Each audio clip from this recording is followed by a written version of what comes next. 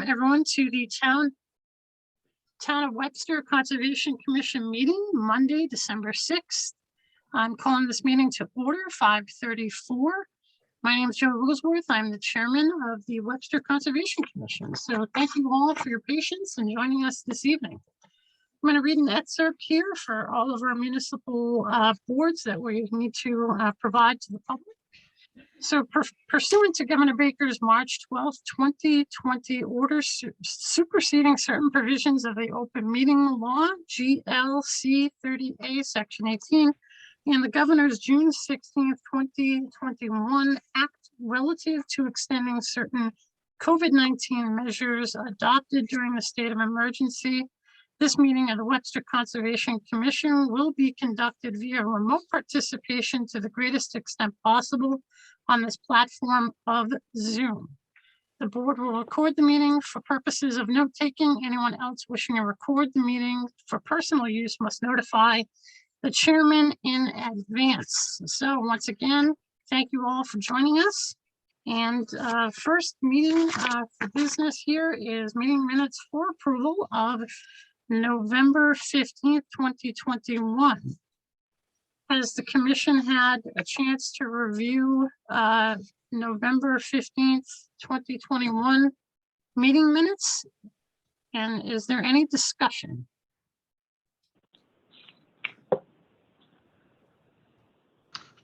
Hearing no discussion, do we have a motion for approval of the meeting minutes as written? I motion we approve the meeting minutes of November 15th as written. Okay. Robin with the first, Dan with the second. Ms. Cirillo, Yes.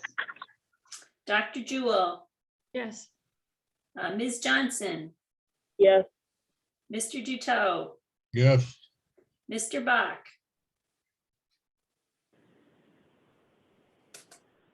Didn't we have Bach? No, we didn't. Sorry. Mr. Wigglesworth. Yes. Okay, so and we're moving on to the business here, which would be request for determinations of applicability, also known as RDAs. I'm going to call on the commission's secretary, excuse me, to read 2 Bates Crossing applicant Paula Fambroy's existing dock for Chapter 91. Go ahead, Dan. Okay. In accordance with Mass General Laws, Chapter 131, Section 40, as amended, the Wetlands Protection Act, this public meeting is being held on a determination of applicability for an existing dock, Chapter 91 license at 2 Bates Crossing, and see if it is subject to the Wetlands Protection Act and local wetland bylaw. Great, thank you, Dan. All right, Paul, how are you doing? Great. How are you, Joey? Great, great. So we're looking to do your existing dock for Chapter 91 license, and Mary has put up your rendering here. So if folks want to take a moment to just take a look at that. And if anyone has any questions in the interim, while folks take a look at that, please put your hand up or feel free to ask Paul. It's the same dock system has been in place since 1989. They were replaced a couple of years ago, but it's still the same scenario. It's still the same size. It's just under 600 square feet. And like I said, it's been there since we moved there 32 years ago. And I sent some historic pictures from Google Earth showing it back in different times. I don't know what the dates are on those pictures, but they're pretty old, showing the same scenario that's currently there. Do you have a boat lift? We do, yes. You have to count that in your square footage. Okay. Didn't know that. How do you count it? How much space does the boat lift take up? That gets counted as your square footage, and you might want to try to put in, like, indicated in your picture as well. Okay. It's the first bay of that is a boat lift. Yep. The narrow bay? The So that- 18 That's gonna put you over 600 square feet though.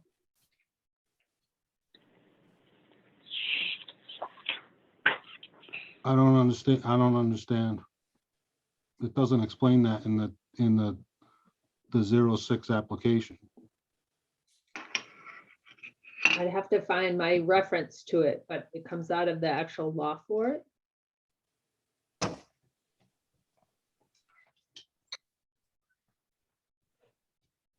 All right, so there's question of Doesn't the matter what lift. kind of, yeah, what is it lifting, Paul?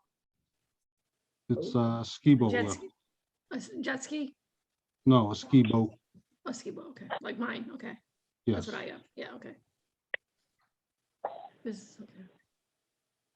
All right, folks, any other questions? Pretty centrally located on the property. Yeah. So we need a side view. There's no view of the side and with the depth of the water included. All right, so question of the lift. We need a side profile. Also, what are the widths of those docks? 4 feet. Are those 4 by 6, Paul, or? No, No, the they're 16, dimensions, sorry, right? those are length dimensions that are listed on this drawing, and they're all 4 feet. And this Does it- is, I'm sorry, go ahead. No, just with the boat lift, I was just wondering, it's not, does it matter what the size is for him? Because it's a ski boat, not a pontoon boat. Yes, you're supposed to include the dimensions of the lift. Okay, so How- is there? What dimension do you use for the lift? The boat dimension or the lift? Because The it space- it could back- be all over the place. The amount of space taken up by the lift is my understanding. So whatever the length times the width of the actual lift. Okay.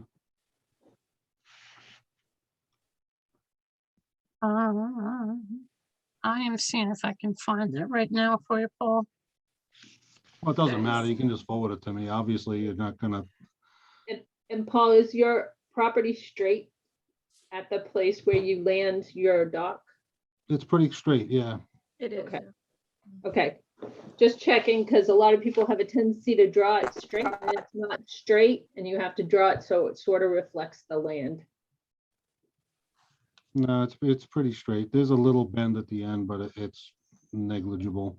You can see it in the picture. It's pretty straight across the whole front of the house there. Okay.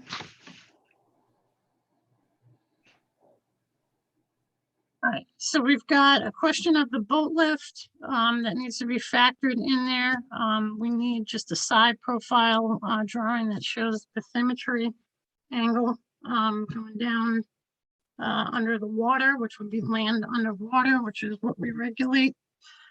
And that side profile has to include the legs and the height of the water under the dock, if I remember correctly. So just How would that be taken, given we've had such variability in water height? do the best that Know you what I can. mean? I don't work for the state. I can only tell you do Yeah. the best. you Okay, I know, can. I know that, but we've gone from droughts, where we could walk across the lake, and this year here, 3 feet out, it was over my head.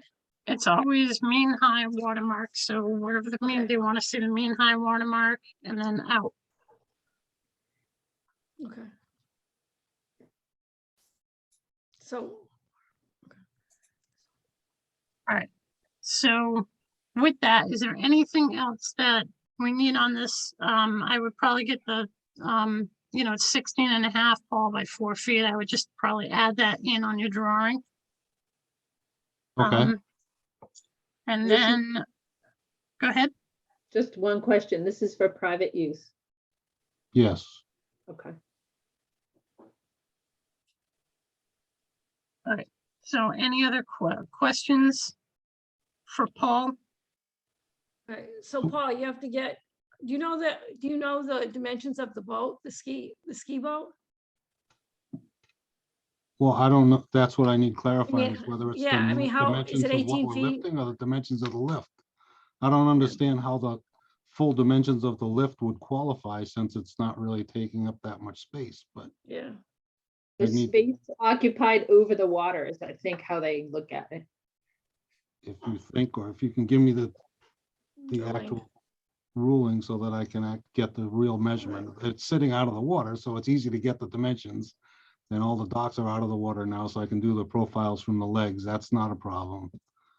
All I'm doing is trying to, I mean, this stuff's been there forever, so it's not like we're not doing anything. But if I change and add the square footage for the lift, I'm thinking that I'm going over 600 square feet.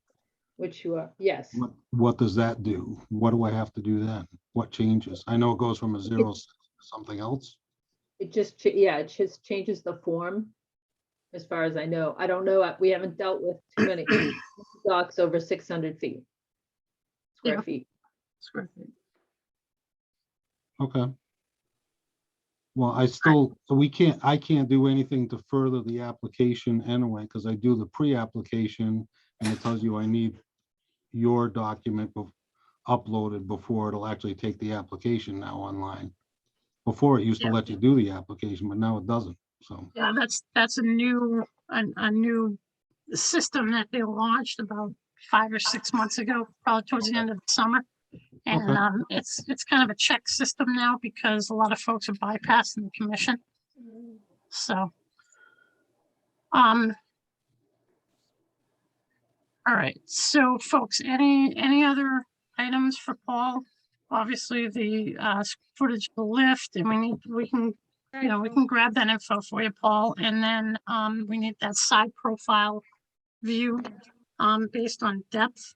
It basically then- goes from 0 to 6 feet at the tip of the dock. Yeah. And all three of those tips are basically the same elevation or depth. So it's really not gonna, I mean, the profile is pretty straightforward. Yeah, it would be the same profile view as it shows in the documents for the DEP. Okay, That's why it's important. Like, we get you prepared so that you can just upload this stuff to the state and then it's all Mhm. done. Mhm. All right, so if there isn't anything else at this time for Paul that he doesn't need on his maps, or if there are no issues at this time, Paul, is it okay with you that we send this to our next meeting? That way you can have it Yeah. all absolutely, no problem. okay. All right, so with that, Sorry? folks, I'm sorry, go ahead. Zoe? On Yep. the, the WW6 application, that shows you what you need to have, which Yep. Michelle alluded to, the cross section. Yeah, the yeah. Water elevation. What also needs to be showed is the public lateral access way along the shoreline or a step over the pier. That's required regardless Yeah, for everybody. the state will understand that, and I think when you get your actual license, they send you these stickers to adhere to the sides of your dock. Yep. So that Mhm. folks know, because as everyone knows, with being a public access resource, you are able to walk around the entire shoreline. That's public access. So, but yeah, that's what that is, Karen. Thank you. Mhm. So, all right, so with that, can I get a motion to continue to Bates Crossing to Monday, December 20th, 2021? I motion we continue to Bates Crossing on December 2021.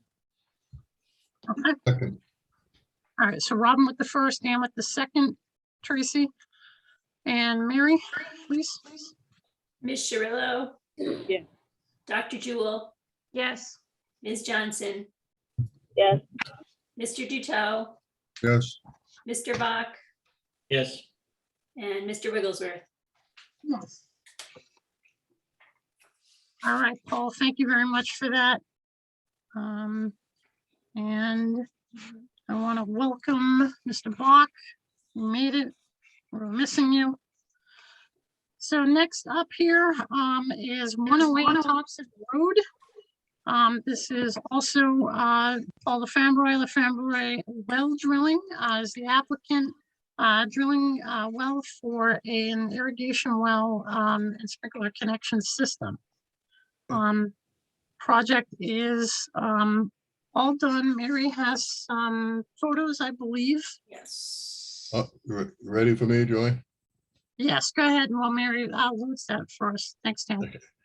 In accordance with Mass General Laws, Chapter 131, Section 40, as amended, the Wetlands Protection Act, this public meeting is being held on a determination of applicability for 108 Thompson Road to drill an irrigation well and connect to a sprinkler system, and to determine whether that is subject to the Wetlands Protection Act and local wetland bylaw.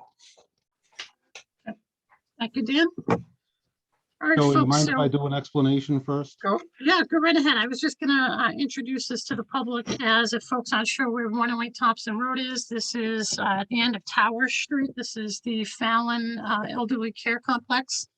And go ahead, Paul. Thank you. Okay, so we were hired to drill an irrigation well so that they would not be using city water for their irrigation. We originally planned on drilling the irrigation well in the rear corner of the property, away from the front of the building where that recharge system is. When we got there, we couldn't get to the back because actually it was too wet and we were getting stuck. So they moved it to the front, and we ended up pretty close to that recharge basin there. This work was done several months ago, and we're just getting here now. I know Mary went out there the other day and said we need to stabilize that material. That's been there for over 2 months already and hasn't done anything, but we'll certainly go out there and cover it up. The landscaper on the property was going to replant the grass, but he got too busy and just didn't get to it in time, and then it got too cold, so he's planning on doing it first thing in the spring. And obviously we've had some pretty horrific rainstorms since then and nothing's moved, so I think we're pretty safe for the winter. But if you'd like me to go out there and do some stabilization for the winter, we can certainly do that, but it will be replanted and seeded as soon as they can in the spring. And All the right, project's done. Everything's done, so. Okay. For those who have not visited this property, this is when you pull in the front, it's all the way to the left. It's in the far left corner. It is close to a detention basin. Obviously, there's just a bit of erosion control that just needs to be. I would probably just do a straw wattle, Paul, on an angle there, just to Yeah, kind of break up the hill. with the snow and whatnot. You don't obviously need a siltation fence or anything like that. And then, of course, in the spring, it would be detrimental to make sure that is obviously stabilized. It was silt fenced. It was silt fenced and hayed at one point. We took all that stuff down when we actually cleaned up over there because the landscaper said he was gonna plant the grass right away, and unfortunately, he didn't get to it in time. So. Yeah, the other thing you could do is just cover it with a good layer of straw for the winter. Yeah, that might be easier at this point based on the fact that it's pretty cold out there. Yeah, so. especially since you only got about 24 hours to do it. Before it snows. Yeah. You know, I'm very practical here. Yeah, really. We do have straw in-house, so we'll probably go out and we'll go out and do it first thing in the morning.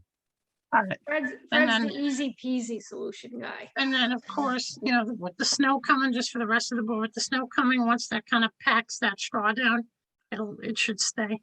Yeah. Because I know we are get some pretty heavy winds between today and tomorrow.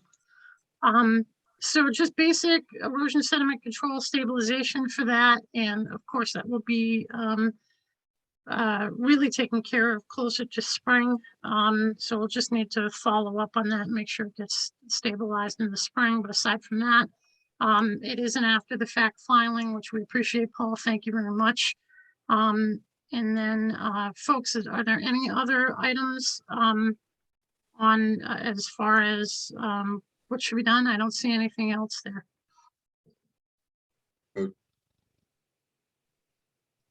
All right, hearing no discussion, can we get a motion here on 108 Thompson Road, please?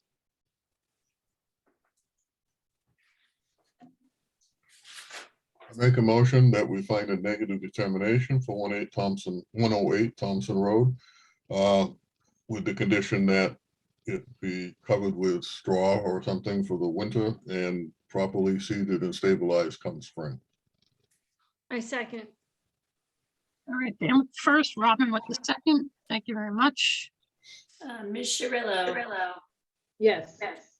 Dr. Jewel, Yes, Ms. Johnson, Yes. Mr. Duto, Yes, Mr. Bach, Yes, Mr. Wigglesworth. Yes. Mr. LaFremboy, if you could just send over just a, just a photo, whether it's someone from your company or the groundskeeper over at 108, just send us a photo so we know it's been done. Okay, And we'll see you on the 20th for your doc. all right, sounds good. Thanks, everyone. Thanks, Paul. You take All care. right. Thank Take you. care. All right. Thank you, commissioners. Mary, anyone else here? I think Hayden's here, right? No? No. All right, moving on to public hearings, notices of intent, also known as NOIs. We've got 195 Ward 4 Road. This is Omar Cedino. This was discussed by Glenn Kravosky, the wetlands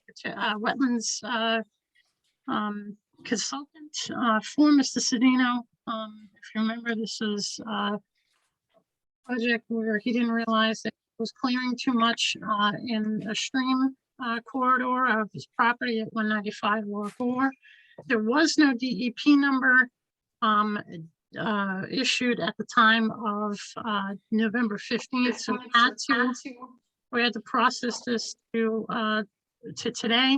And in the interim, Glenn was concerned of the ground freezing and being able to get everything done. So we went ahead and issued an emergency cert so that Glenn could get going on that project before we get into the critical time of freezing. So with that, do we have Glenn on the line? Can you hear me? Hi, Glenn. How you doing? Okay, thank you very much, Mr. Wigglesworth. We're here. Thank you. Great. All right. So have we gotten a DEP number, sir? Yes, sir. All right. Great. So obviously we're going to have in the order of conditions, Glenn, plantings in there, proper erosion sediment control. We talked about the invasives last time. You're going to do a 2-year monitoring on those guys. Any other big items? No, we, on that supplemental information I sent to DEP and the Conservation Commission, it outlined in more detail, the exotic invasive removal, how we were going to kill the knotweed, what we were going to be doing with a restoration plan and not a replication area plan, because my son put the initial NOI together and it was not as detailed as what I do. So thank you very much. So I did detail the restoration plan and the density of plantings, and we did go forward with Saturday's work for 7¼ hours, removing the fill adjacent to the road, bringing that back, putting rocks back on the stone wall, taking the fill back off of that original A horizon, then seeding it. Then we proceeded to the next small wetland area inland at wetland area number 2, removed that silt fence and hay bale silt fence and water was intact. It wasn't sitting on fill, luckily, so we just could, with the excavator, that 75G John Deere, remove that material all in time. Mr. Cedino and I, with hose and shovels, removed the last bit of any kind of fill to continue to bring it back. Then once we were in the upland, in the lawn area, in that second area, there wasn't a lot of loomy material, but we spread that, took the rocks out of it, made that back in the area that was lawn closer to his driveway, and then seeded that area. And then on the third area, or area number 1, which is actually, it's area, number 3, we worked that entire line up to the sugar maple tree adjacent to the if you're standing on the road facing in next to the western or left-hand property boundary, we got up there, moved that material back approximately 10 to 12 feet along the entire line. So we're now off of the fill wetland interface. And that was all, again, with hose, boots on, lasted the material out, didn't allow any water to flow through that area, which water had originally flowed through that filled area. And it had been diverted, which I wasn't aware when I first looked at the project. Up above, there was a cut through the berm. And the water is still going through the berm into the main intermittent stream. That will be filled when we're completed, and water will be allowed to go back through this wetland area, which then eventually combines with the original stream. And then eventually there's only one stream going to the road. So it was very effective, I would say, and we ended up around 3:30, 4 o'clock wrapping that up. And we're going to be going back there, hopefully I didn't see all the snow you're talking about, but and I watched the weather earlier today, but we'll be watching it, and then it's going to get warm. So we're anticipating getting back to the site. Unfortunately, not this Saturday, as the contractor has another project. But if it's suitable, we would go back there, not this Saturday, but the Saturday after to finish up the full removal. We'll be seeding it with New England wetland seed mix. All these wetland areas in the upland will have a winter rye and then a grass seed mix on it.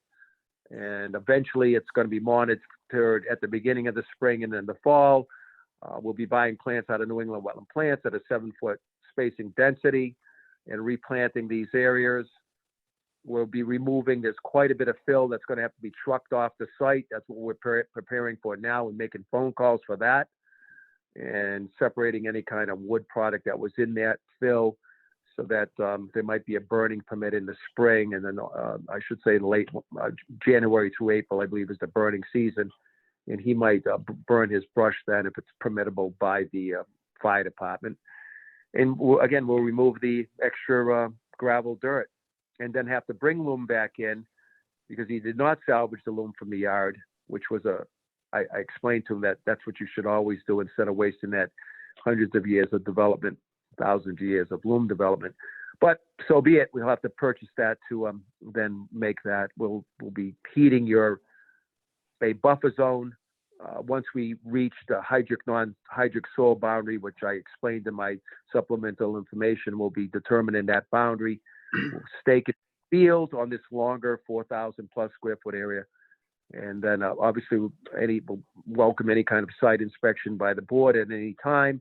We do appreciate the enforcement order to allow us to get moving on this.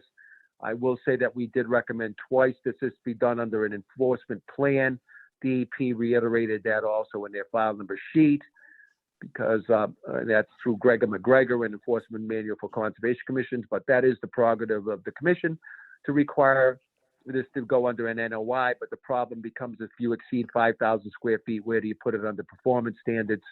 And that's why these normally go under enforcement order plans. But here we are. And I think if Mary or someone goes by, I'll send an additional plans for wetland fill area number 2, which I thought I had from yesterday, but I did send the first one on the road. The second one was done. We'll get, he's sending me pictures tomorrow morning, and I'll add that to your file. And then we'll again continue on with number 3, the longer one. Oh, also exotic invasive plants. We use cinch chains that are for this type of material. We removed the multiflora roses. We removed 2-inch, 3-inch diameter oriental bittersweet.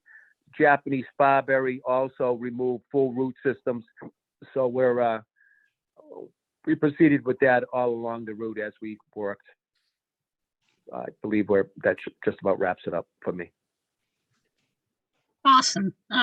Glenn, thank you for taking us on that tour through this restoration, not replication project. I can't say it enough to anyone that is listening. Please, please, please partner with the Conservation Commission if you're planning on doing any work near a wetland area. If any kind of enforcement or violation is found, I mean, it can get pretty cumbersome of a project. So, so with that, commissioners, are there any questions, concerns? Glenn is obviously on this project and 30+ years of experience, so. I'm going to add one last little thing, and if I Yes. could, we did lay out the water lines in the photo you sent. We sent the one adjacent to the road. We have 2 water lines. We could preserve those original wattles. They were 9-inch, and they were still intact. So once we removed the fill and smoothed that area out, we did lay them back down. Again, the middle one, that wattle and silt fence, we didn't have to get into it. And the third one up, we laid wattles for the full length. We pulled them out, then laid them back down as soon as before we left for the day, so that Mr. Sandino is staking those in, and we're making sure they get done prior to any rain event. Significant Fantastic. rain. Thank Right. you. The only thing that I think I'd like to see, Glenn, and I brought it up at the last meeting, was just maybe some placement of any large boulders that you may come across, maybe 10 feet back from any area that's worked in that way. We don't have Okay. plowing or pushing into any of these areas again. Thank you for that. And another thing that we did do, as we do with replication wetlands, we mentioned there was some large boulders that animals can get underneath. So we did space out, not a lot, but a few of the larger boulders as habitat or structure in the wetland. Not too extensive, but we'll salvage any other larger boulders, especially at the road interface, so that there's no more push there. But that would not happen until we kill that knotweed. We were lucky that the knotweed wasn't on the other side of the stone wall that runs along the road. So we'll be maintaining this to make that example of, yes, you can kill that plant if you mow it as you mow your lawn, I'll call it. If you mow your lawn once a week, once every week and a half, whatever, that has to be mowed right along with it, because that's the only way without poison that I know to kill it, because then you cut out all the chlorophyll, which eventually does kill the root, because the root can't live without eventually having energy going back down there. So I would say this, that I would not boulder that area until that is killed off, simply because then they'll start growing around the toe of the slope of the boulder. It has to be open, free for that mowing to occur. The next wetland in had no knotweed, nor did the third one going in have any knotweed. So Right. we will put boulders. We can place those for the second one in immediately as we're coming to that original lawn woodland interface, and then we're going to be planting inside that towards the wetland and in the wetland. So we'll boulder that. And again, in the back area, as we find 2-foot diameter boulders, we're not going to ship them off. We'll 2 to 3, whatever we have. There's a lot of smaller stuff, 1 foot's in there, but we'll salvage those to make sure a boulder line goes on the third one in too. What we'll also do is at least stockpile 5 or 6 boulders, as long as we have them, for the one in the front. But that will have to be a later on project in order to kill the knotweed. Okay, great. All right, so if there are no questions further from the board or input, I'm going to open this up for public comment at this time. Anyone, any of the butters with public comment?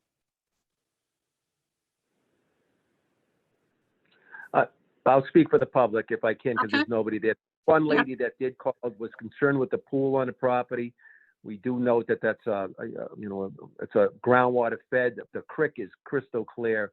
It's Fontanalis on the bottom, and we did assure her that we weren't filling the pool in. We're here pulling fill out of wetlands, but no alteration to that farmer's pool that's up there. And that was the only Fantastic. call. Thanks. All right, thank you, Glenn. Mary, did you receive anything? Okay, all right. So with that, last call for comments. All right, can I get a motion to close the public hearing, please? Mr. Chairman, Yes, the DEP does note that we shouldn't close the hearing unless certain updates went in. And I know Glenn mentioned some updates, but I'm not sure if they're all covered. If I could answer that through the chairman. If Yeah. you didn't see that, I hope that Mary had sent that along. There's a 3/4 page paragraph. I think let's see how many pages I have to this update. I answered every question that DEP had. We also added sheet 3 of 9, which gives you the plus or minus, because we didn't know exactly, but we have 4,145 alteration with 4,145 restoration. That answers the question on the square footage. We added, I'm showing wetland restoration. We changed that wetland replication detail to a wetland restoration detail and added more detail on that. We put a revision on the signature sheet 9 of 9. Let's see, area. We added a plan in showing areas 1, 2, and 3 where they were. And this all went to DEP. Okay. Oh, lastly, we went to, and we had run stream stat this just to show that it was only 0.16 square miles. I don't think they had a question on the stream stat as far as being intermittent. But yes, we answered every portion of sentence and full sentence that was Kim Roth might have sent that. I don't have that sheet, but Yes. Mary might know. We made a point to completely detail this, and I do apologize that my office, sometimes when you leave things to subordinates, you might not get what you want. And that's what ended up happening. I know there's no excuse, but once we saw that, we beefed that thing to every point that the DP had. Okay, thank you. I appreciate that. I just want to make sure we're not closing a public hearing against the DEP's wishes, because we've Yes. gotten slapped for that before. No, this thing went into all the detail, even to identifying the wetland upland boundary on that longer wetland, which was might be of question because it's part of, next to it will be the yard. So I didn't hear anything back from them, but you normally don't on file after you've already issued a file number sheet saying okay or something. But again, if Mary does, I'm sure she sees what I got supplemental documentation, and I believe it was lengthy on our end to make sure it was right. Okay. Great. I'll Thank make you. the Devil motion. is in the details. I'll make a Anything motion. else? Yep. Anything else, Michelle? Nope. Someone want to make a motion to close the public hearing, please? I'll make the motion to close the public hearing for 195 Lower Gore Road. Okay, do I have a second? I second, Joey. Michelle with the first, Robin with the second. Ms. Cirillo, Yes. Dr. Jewel, Yes. Ms. Johnson, Mr. Duto, Yes, Mr. Bach, Yes, and Mr. Wigglesworth, Yes, and Clarissa is gone, I guess. must got knocked off. All right, motion issue order of conditions, please. I'll make the motion to issue the order of conditions for 195 Lower Gore Road. I second. Michelle with the first, Cirillo. Robin with the second. Yes. Dr. Jewel, Yes. and I just saw that Clarissa noted in the chat that she was leaving. Mr. Duto, yes, Mr. Bach, yes, Mr. Wigglesworth. Yes. All right, Glenn, thank you so much. And if Well- Mr. Sedino is on, thank you very much. We thank you and the commission for your time and good holiday season. Thank you very much. Absolutely, Merry you too. Christmas, Glenn. Thank you. Good Christmas, Joe. Thank you again. Appreciate that. Thanks. All right. Mary, one other technical here, seeing how we've got an order of conditions filed, should we lift order, the enforcement order at this time? You know, I'm not, we never gave him an enforcement order. This was done under a letter. Okay, all right. So, all right, then we're all set then. Because with an ESER, the mechanism is to get them to file and they filed. So, all right, that's good. All right, so next up, folks, 23 Lakeview Road, Webster Ventures LLC, looking to construct a single-family home, including a foot walk and dock. This is continued from November 15th, 2021. And the applicant is Steve Balsowitz. Steve, can you give us an update? Sure. How you doing? Good, yourself? Good, thank you. I do like your background. Thanks. All right. What I've done is I've submitted revised plans And I was able to construct a small, I don't know if Mary wants to bring the plan up. Yeah, hopefully this is the right one. Was that uploaded, Mary? It's the one that shows a revised date of 11/19/21. Michelle, I need to duck for a second. Please take over for a minute. Okay, sure. Steve, was that part of when you emailed me your letter and your stream stat stuff? Was the revised plan included in that email? It was, I don't know if it, just click on one of the plans and you can tell because there's a revised date on it. Yeah, this is the October one, so this is. the Yeah, that's original not the version. correct one. Yeah.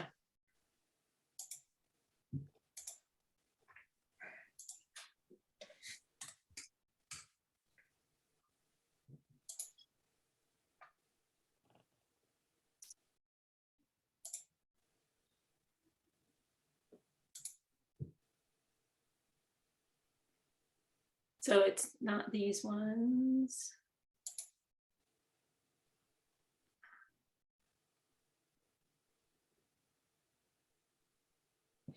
Should I go to my other computer and send it to you? Yes, that would be a good idea. I don't seem to have it. Anyway, why don't we talk about the letter since you do have the letter? Yes, I have the letter. Uh,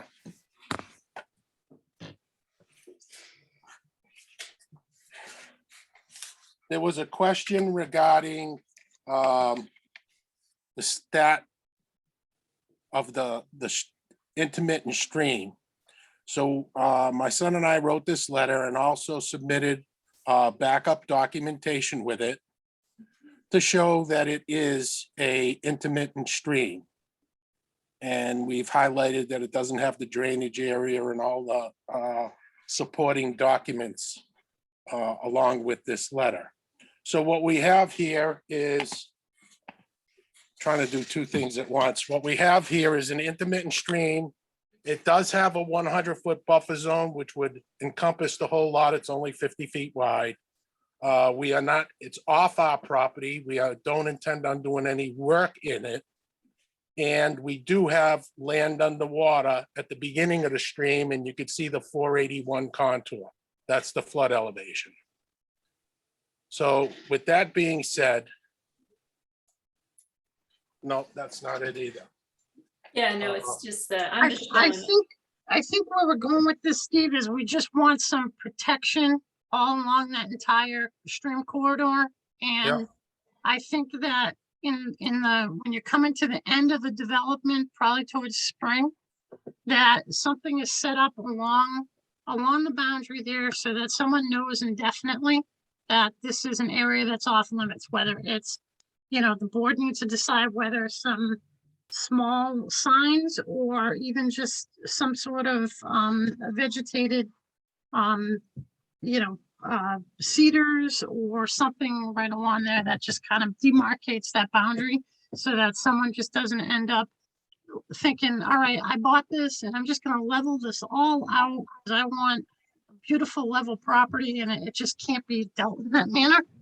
So we just need to, classify it at, make sure that it's recognized, it's classified as perennial, intermittent or ephemeral, whichever way you want to say it. And, we can move forward with it.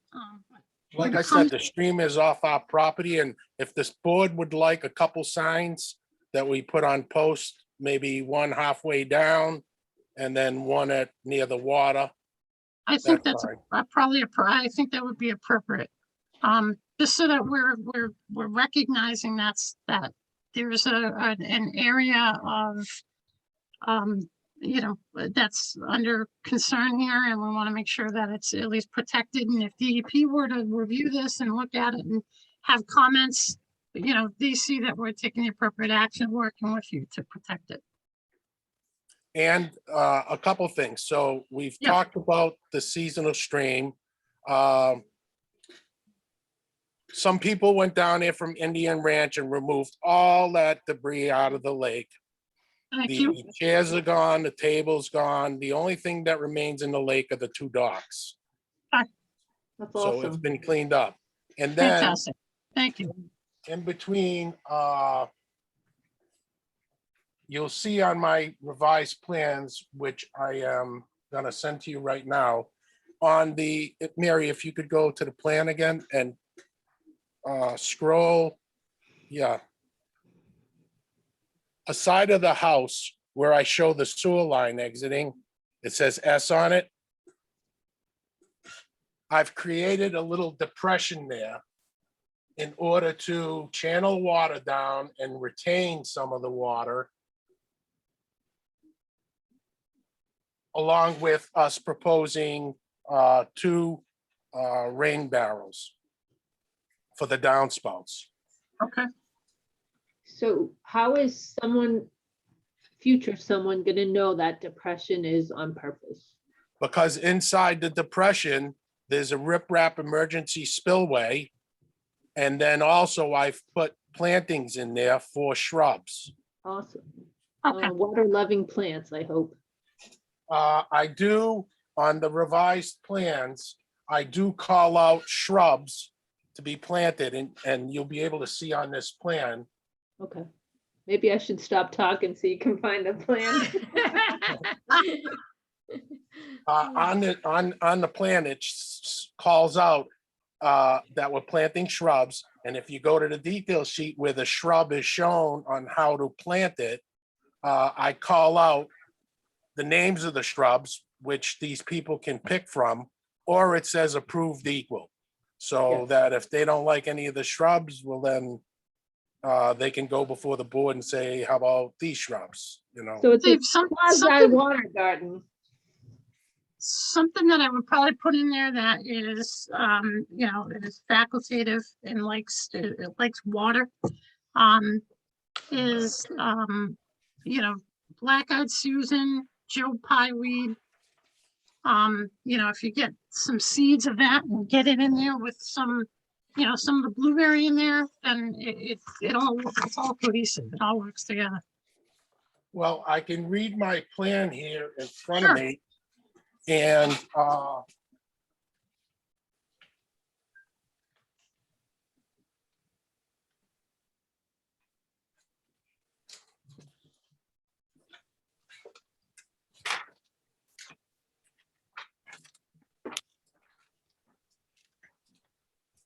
I'm planting 2 trees.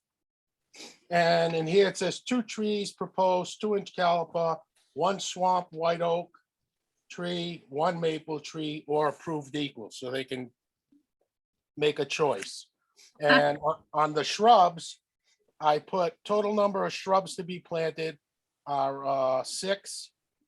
The species is fragrant, sumac, winterberry, sweet fern, and spice bush, 1-gallon pots.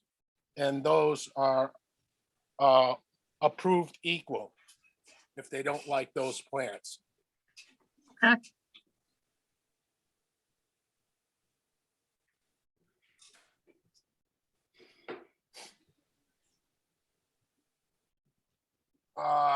As long as they're in designated areas, so that when we go to the site, when Mary goes to the site for a check, we can look at the plan and say, all right, where's the tree? Is the tree in where it belongs on the map? And it's not stuck somewhere else, and we have to play this game of where did it go and why isn't it where we decided it needs to be? Well, I show 4 shrubs Okay, in the depressed area. Is this the updated plan? Yeah, did you send me the plan yet, Stephen? I'm doing it right now. I had to boot up my email too. Don't make me talk. Steve shut down at 5 o'clock and that was it. He was done. He shut the computer off. He shut everything off. He was done. I wish I was.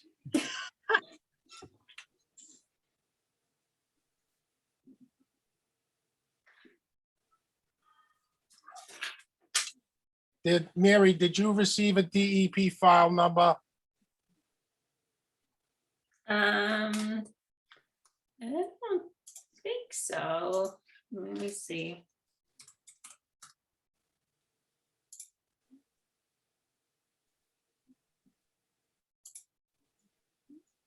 Oh, that was for 29 Beacon. Yep.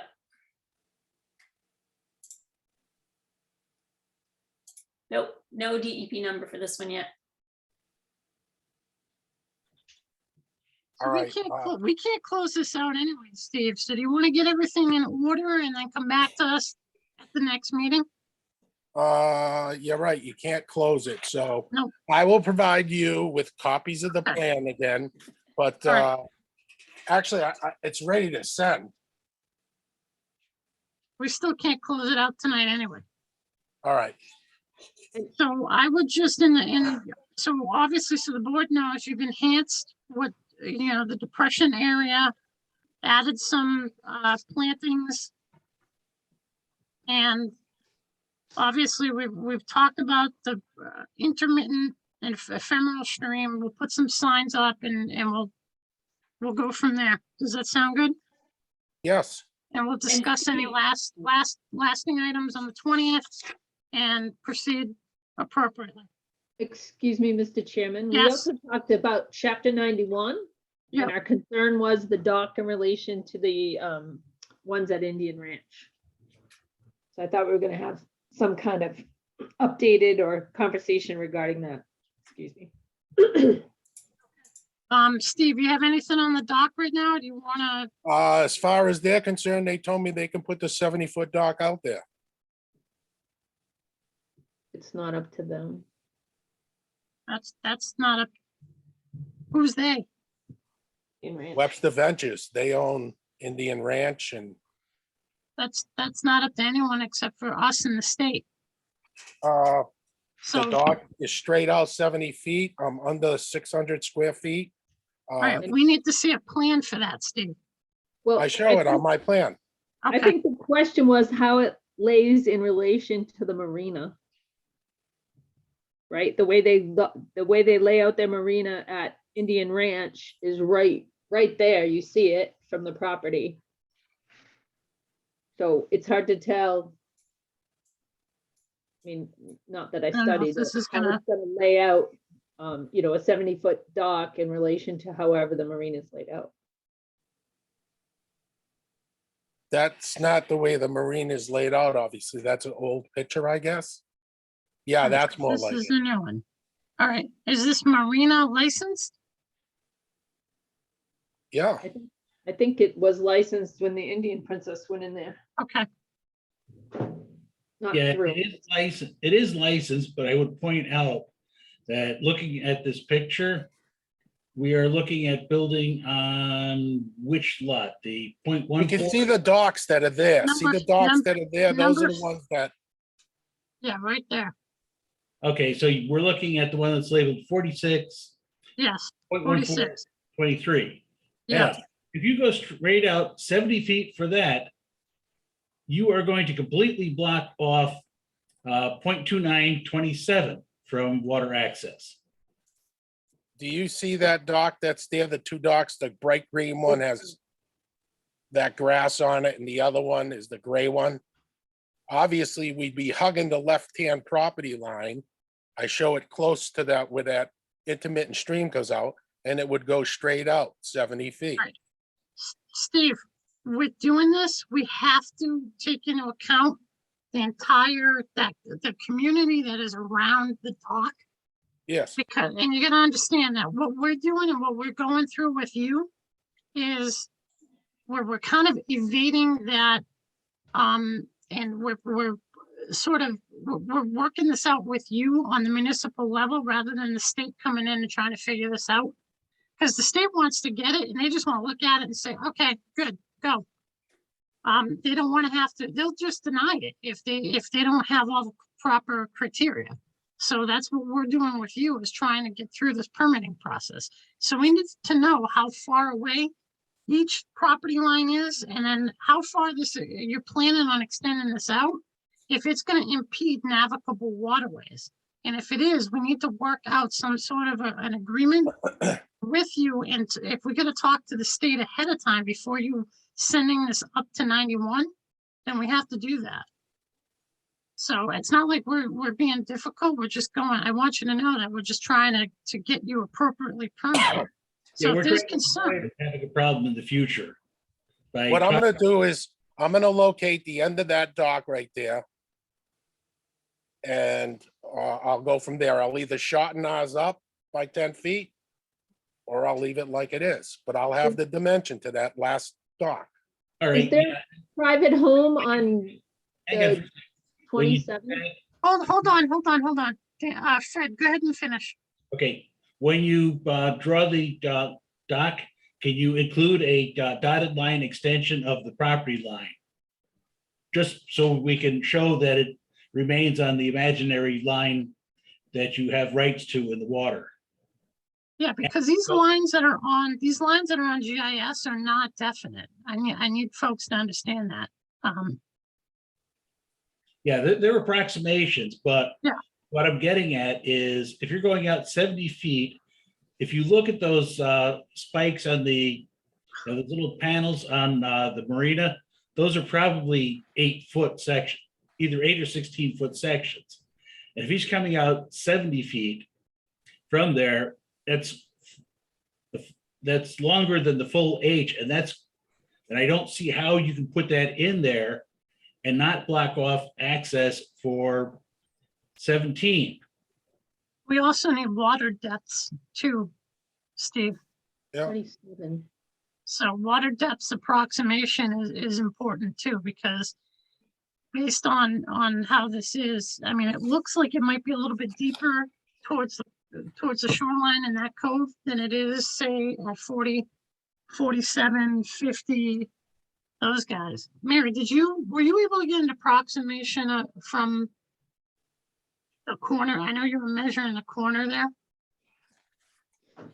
Were you able to get a Oh, yeah, approximation? so, well, like to here is 60 feet. So Yeah. if a dock sticking out 70 feet is gonna be like this. Yeah, it's Right. gonna impede, Steve. Well, and the important thing to point out is although these properties are owned by the same LLC, they may not be in the future. So we have to make sure that it's navigable if there are new homeowners in each of these properties. Because my big concern is the 127. If you go Well, out 600 My feet. question, Ahead. in addition to that, Michelle, is, and Steve, Yes. I would urge you to, I mean, obviously, Webster, Indian Ranch is involved in this entire area. Is this marina that was licensed, is it in the original configuration that was sent to the state? If it has changed, then you need to let the state know and update it. And if you need to get docks in at the land side for these residents, then the configuration of the marina must bend a little bit in order to accommodate others. Because one, as we've seen in other areas of the lake, in these tight confined pockets, you can't take up more than what is allotted. You have to play nice with your neighbors, and you have to accommodate for navigable waterways. So I understand. I would just, take a look at that, and, if Mr. Roberts, needs to adjust the marina at what Indian Ranch, then that may need to happen. We're not gonna do that. Okay, I'm just. I'll I'm make making- mine work somehow, some way. Okay, I just want you to understand that, and Well, the state will look at that one because that's the biggest obstruction in this area. The state will look at that and they'll say, hey, you need to either come out one more section so that you're further out into the water, or you need to angle it a different way. So I guess, see what you can work out, and obviously work with the applicant. So. Mary, I did send you the plan.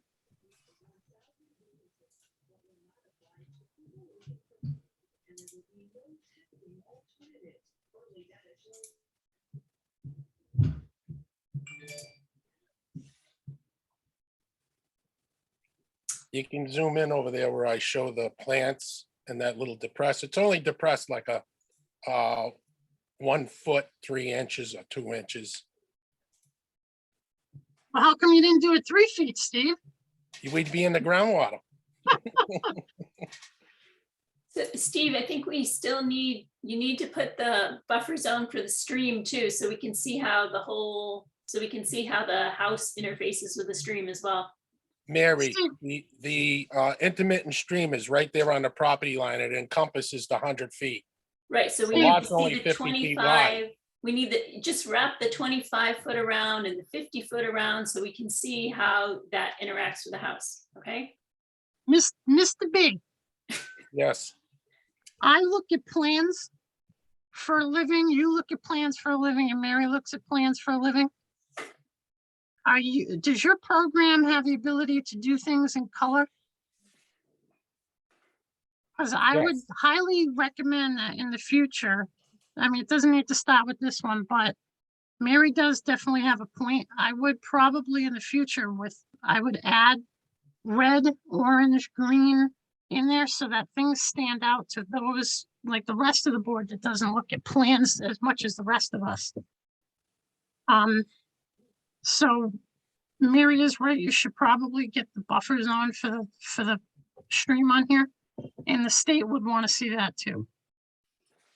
So just an urgent recommendation, so that we can quickly identify all of the buffers. That's why they're done with a line type that's dashed. No, I know. And they're I know that, also Steve. done with I a know that, sticker and pen. you know that. I know that, you know that, but to others, even the public, looking at this, it's a massive lines, especially on a project like this where there's so many components. Did you look at the depressed area that I show with I show 2 trees there. I call them out with 2 shrubs. And inside that little depressed area, we're gonna plant 4 shrubs. Awesome. Okay. So from this meeting, I gotta deal with the dock and the buffer Yes. zones to that intermittent stream. Yes. Commissioners, any other items for Steve? Did you update your impervious, Steve? I think there was something from last meeting on the impervious. Yes, I did it on the chart up top. All down Okay. by the water is staying natural. And Awesome. everything outside of, now, keep in mind, I dug that depressed area. You're gonna be cutting some trees in there. I Yeah. mean, we can't do everything, and the lot is fairly large too. It's bigger than 5,000 square feet. I think it's 7,900. Yeah. So we are well over the threshold for the 30% coverage. All right, so, any other items, commissioners? We're gonna hear this again on the 20th, but if we can send Steve away with takeaway items, that will, make our life and his, better. So I would also indicate on this plan too, Steve, 2 places for signs, All right, so that they're demarcated on the plan at least. We've got the planting plan. Obviously, the water table is high here, so it's 1.5 feet down. And impervious calcs updated, and then of course, take a look at that chapter 91, navigability and whatnot. There's also certain, keep in mind too, when your dock ends, you need to have a certain length of open water for navigability to the closest point. So Joey, were you suggesting just 2 signs? I think you might want 3 along the stream. Well, there was gonna be one towards the road where the stream comes close to the property, and then one down towards the end, but I mean, I'm sure if we talked to Mr. Balsowitz, he could probably put a third one in there. Because I don't have a Steve- problem. Steve's a good guy. We like Steve. Should I just put a note on the plan? 3 signs shall be Installed, installed Even- along the northerly or southerly property line. evenly And don't distributed. show them where, because then, you know, a tree may be there and it moves down 10 feet. Yep.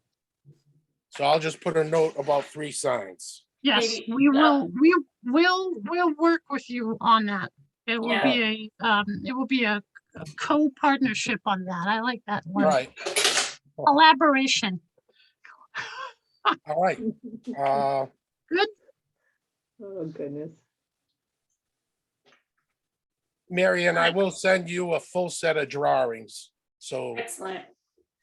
they'll all go together. Awesome. Steve, thank you so much. I know you're up in a couple minutes. Commissioners, anything else on this?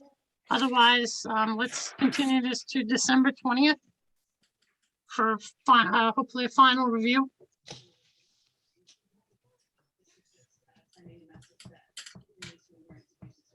Have a motion on that? I'll make the motion to continue 23 Lakeview Road to December 20th. Michelle with the first, who's got the second? Second, You know what the second? Ms. Great. Cirillo, Yes. Dr. Jewel, Yes, Mr. Duto, yes. Mr. Bach, Yes. Mr. Wigglesworth. Yes. All right, Steve, thank you very much, and hold on, because you're up next. I got a question. Is Mary having trouble with getting DEP file numbers from DEP? Because Everybody is getting file numbers. I actually found out from at work today that the Western office has one person to handle the entire Berkshires. And half of the other counties in the west to the central is helping out the west. And everything is a bit backed up right now. If you contact them, Steve, and say, hey, I need my DEP number for the next meeting, the 20th, I'm sure Oh. Kim and Tom, some of the others that work there will put it towards the Alright. top of the list. all right. Okay. Thank you. All right. All right, so 29 Beacon Road, that is continued to the 20th. And it could be continued beyond that, but we'll find out on the 20th. All right, so we're into discussion items. We're on 88 Point Breeze Road.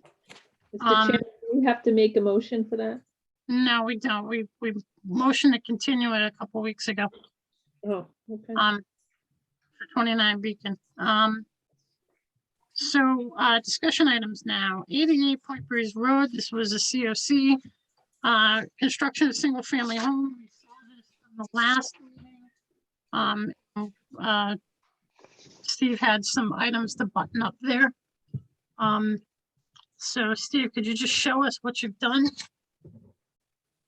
I guess right there, the first picture, riprap was placed under that entrance platform to stabilize. There was raw earth there before.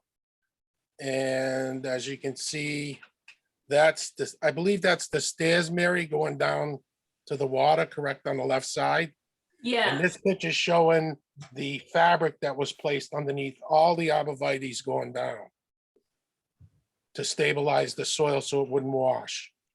And I guess there's a few pictures of that.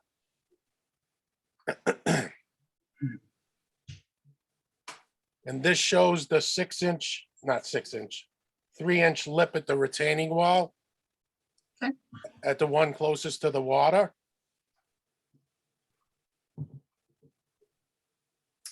That's the stone that was cleaned up in the water. The downspouts have splash pads.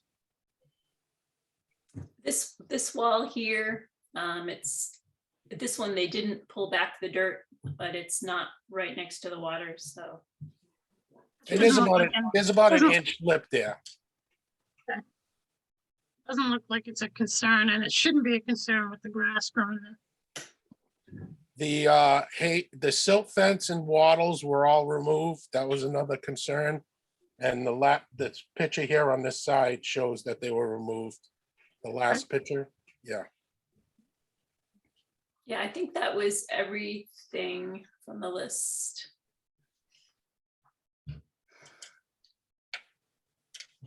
Um,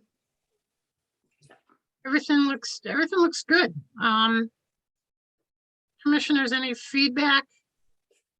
If there's no discussion, can we motion to issue a COC on DEP number 323-1124? Make the motion to issue the CSE for 88 Point Breeze Road. Okay, Dan? We have a second? I second. Second? That was Robin, yeah. Ms. Cirillo, Yes.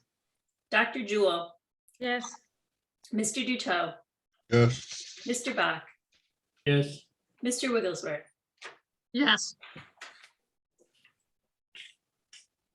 All right, Steve, thank you very much. And Mary, I'm gonna find out where you should send those orders, certificate of compliance documents. I'll probably either pick them up or you can send them to me, but I'll let you know tomorrow. Okay, I'll send you an email. All right, fantastic. Thank you, Steve. Thank you. See you on the 20th. Yep. All right, take care. All right, so we've got 59 Colonial minor modification, changing the alignment of stairs for DEP number 323-1128. Do we have a representative for 59 Colonial? he was not planning on being here tonight. Okay, Because they hadn't, and this is actually 60 Colonial. 60 Colonial, okay. So that this one, we'll just put it off. All right, let's, we don't need to make any motion or anything like that. We'll just put this on discussion items for Monday, December 20th. I do want to make a comment here that this is 60 Colonial, 0 Colonial, and looking to modify a superseding order of conditions that was issued by DEP. This is Pelletier's property, and there's been some recent information that this property is in. Joey, I'm sorry to interrupt, but you're breaking up, so I'm having trouble understanding you. You there? Yes. Okay. I can hear you better. The project is apparently in litigation, so just that public and the commissioners are aware. At this point, I don't think there should be any discussion, and any modification to a superseding order of conditions from DEP that the applicant really should be going to DEP on that. So,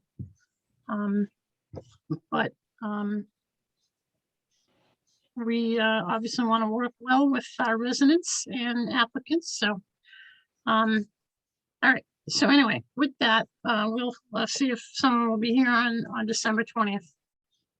All right, so we've got 33 Wawila Park Road. This is a Chapter 91 simplified license, DEP number 323-1152. Do we have a representative for 33 Wawila Park? I am present, Robert Wilson. Oh, hi, Mr. Wilson. How are you? I'm fine. How are you doing? Great, thank you. All right, so Mary, do we have a plan here?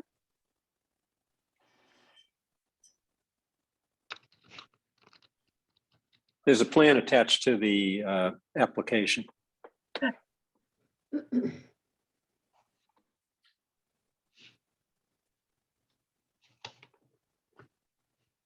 You scroll down, you'll find it. Did you There already it is. submit this to DEP? I submitted it. Well, what I did was I obtained a number, I paid them. Yeah. They contacted me today and told me I needed to file electronically, although I was not able to do that when I spent a lot of time doing this, was not able to do the application electronically. So I did it, filed it, sent them the check with the number, transmittal information. All right. Okay, so let's see what we got here, because they're probably going to be looking for our approval on this as the local authority on the Right. Wetlands Protection Act and Mhm. Chapter 91. So, all right. Mary, are you able to just blow that up just a little bit? All right, there we go. Oh, can I have that? I'm sorry, was that you, Mr. Wilson? No. No, it wasn't, but I can explain the plan if you'd like me to. Sure, go right ahead. Okay, so it's a 55-foot piece of 55 feet along the shore. The dock is centered almost in the very middle. So it measures from the left-hand side, as you're looking at that drawing, 23 feet from that side, 28 feet to the boundary line on the other side. Goes out 10 feet, then cuts across 10 feet, then goes out 30 feet. So each one of those sections are 10 by 4, standard length, standard width. It's 296 square feet. So that's pretty much the dock plan. Okay. I talked with Mary about it several times. So Do we have a cross sectional? Yep, there we go. Okay.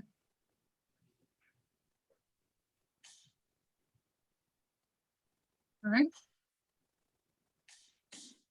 Commissioners, any questions? Yeah, if you could go back up to the previous picture, Mary.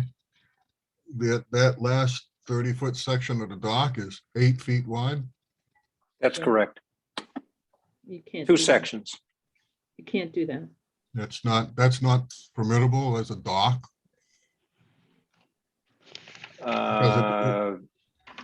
I was not able to find any such Square feet. reference to A that. dock has to be 4 feet wide. If you could tell me the section and the statute where I found that, I've read everything. I did not see that anywhere. So if you could tell me that, I'd be happy to take a look at it. So point me towards that regulation or that requirement. The only requirement that I found was it had to be less than 600 square feet. But So I'm happy to take a look at what you're suggesting if you can tell me where that is located. I myself cannot quote you chapter and verse off the top of my head, but I can assure you it's there. And Well, I mean, if you want me to correct it, and it's based on a certain section of this or the statute 91 or the instructions on 91, I'd be happy to read it. And if it states that, I'd be happy to correct it. There are many docks around the lake with that's that. true, but I'm sure we can find it and give that information to Mary. Okay, well, I'm not trying to argue with you, Yeah. but I would appreciate before I change anything that you give me the location where I can read that myself. I understand that. We'll see that Mary has the correct location of that information to pass along to you.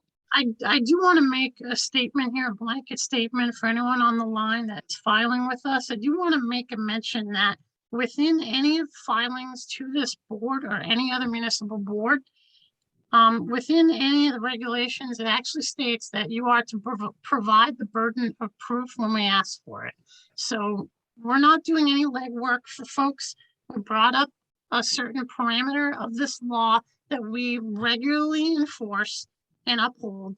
Yes, there are other properties out there that are not conforming to this.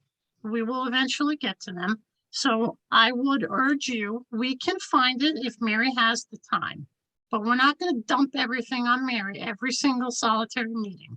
So With all due respect, Commissioner- I'm not trying no, I to dump understand that, anything on Mr. Moss, anybody. but we brought this up. I would urge you to go in.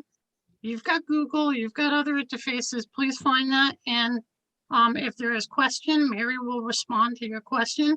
But 4 feet is the standard. That's why those come in 4 feet. They can't be side by side. So that is Again, item. I've read the instructions several times over. Okay. So I can we had look- questions about the square footage. I spoke with Mary. I had questions about lines from abutting And on properties. chapter And I was 91, told for filing something. under, for I- filing you under know, I- chapter 91, I would urge you to call the phone number or email the state on it if you have specific questions. So let me get this correct. You're telling me I can't do something, but you will not be able to tell me where in the statute it's located, if it even is located? I find that hard to believe. Suggest that we move forward with more questions on this, and then we can argue about who should look at the law. Okay, excuse me, let me butt in for a second here. If you go to the Conservation Commission website and look on that page, you'll see a thing that says Chapter 91 Overview. There's a section. I've read Chapter that. 91 Dock Permits, Chapter 91 Overview. Mhm. And if you go down, hang on, let me tell you what page it's on. I'm doing the work for you because it's there and it's very obvious, but I'll do it anyway. Hang on, it's loading up here.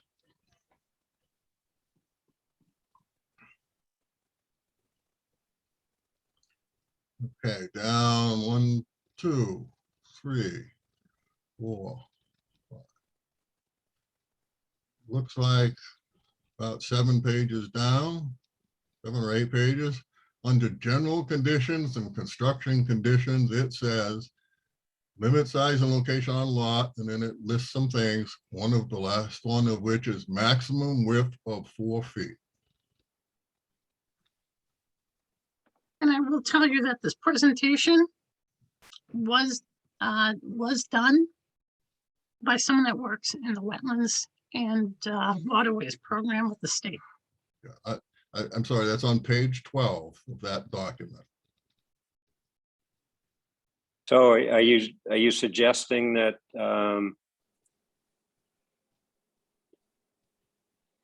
I'm not suggesting anything. so I I'm mean, I telling you what look it at that says. and you just approved one that was right on the boundary line that says a butter setbacks no closer than 25 feet coastal, 15 feet inland.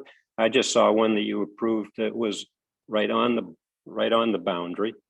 We're talking So I about guess yours. We're talking about yours, not somebody else's. yes, I recognize that, We sir. didn't approve anybody's on a. Yeah, bound. we haven't. Well, no, but you discussed it. So I guess I'm trying to, so you would be then satisfied if I took those 2 sections and put them lengthwise out, not 40 feet, but out 60 feet? Well, Now, look to at me, it this way, that's- the further out you have it, the better. You don't necessarily need to have those pieces of your dock. But given the fact that, you know, from what I understand from a lot of folks that had their docks tucked closer to the water, closer to the shoreline, their boats ended up grounded. So I would want my boat in Right. a little deeper water. So But maybe you could that's ask a beside- question if you're asking me to revise it. It's now not close to the boundary line, either at the shoreline or your imaginary line that you discussed in that previous one. Basically, you're saying this dock can go over to the imaginary line that runs out from the shore? Excuse me just a second. Why are we even talking about that? The conversation. Because I'm was trying about the to width. ask for your assistance. Okay, so and- can we just get back on track here Yeah, for 1 but- second? You can't have a dock that's 8 feet wide. Your responsibility as the applicant is to come up with another plan that doesn't give us an 8-foot wide dock. How you do that is up to you. You're welcome to come back and present something that's not 8 feet wide. My next question is, why are you jutting over to one side by 10 feet instead of coming straight off your property line? I mean, straight off the dock where it's on your property. I just chose to do that. Well, that puts you 10 feet closer to your neighbor. I'm gonna throw something in. Since you're going closer to the neighbor's property, your drawing needs to show your neighbor's lot so that we can make sure that your jutting over does not generate a interference to his navigation.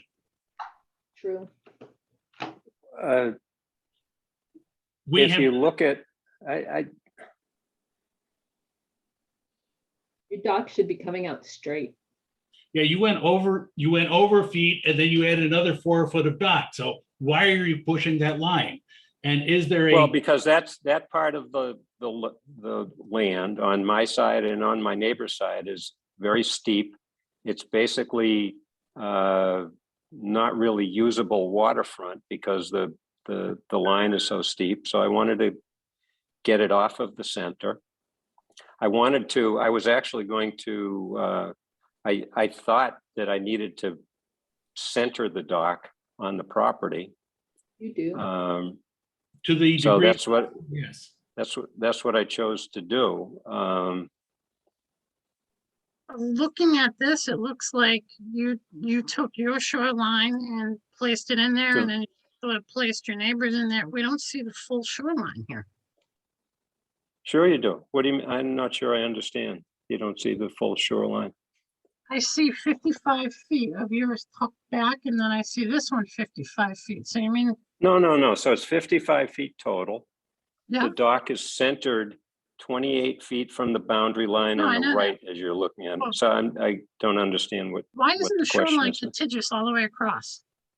Well, there is a plan up, there is a plan included if you scroll down a little further.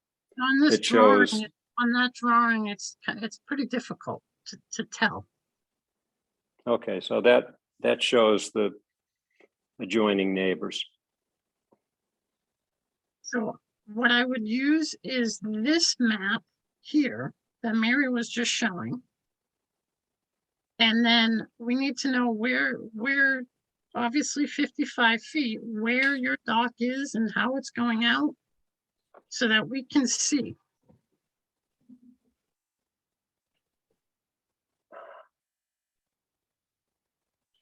Hey, Mary, can you pull up Okay.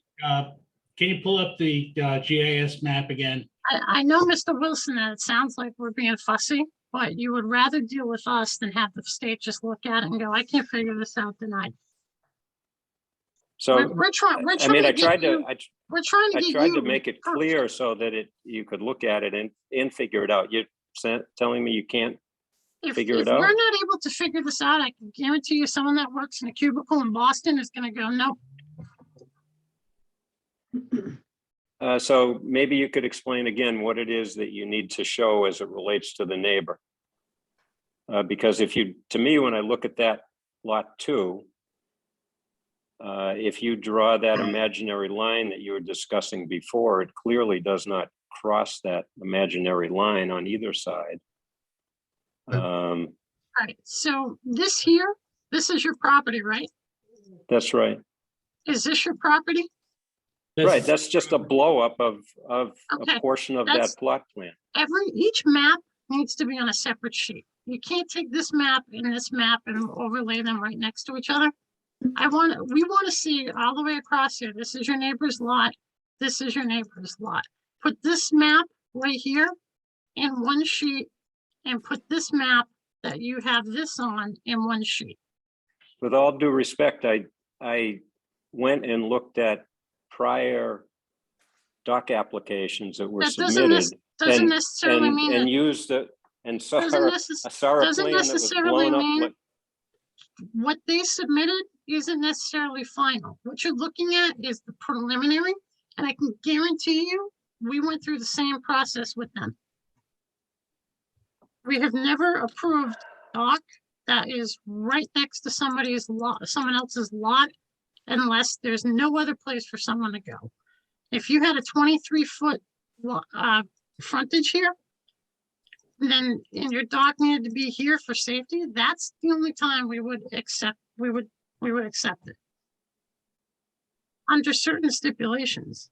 Again, I don't understand what the issue is, since it's right in the center. It's clearly not. You're jutting It's- over, which means that this structure, you gotta understand, we're approving a structure over water.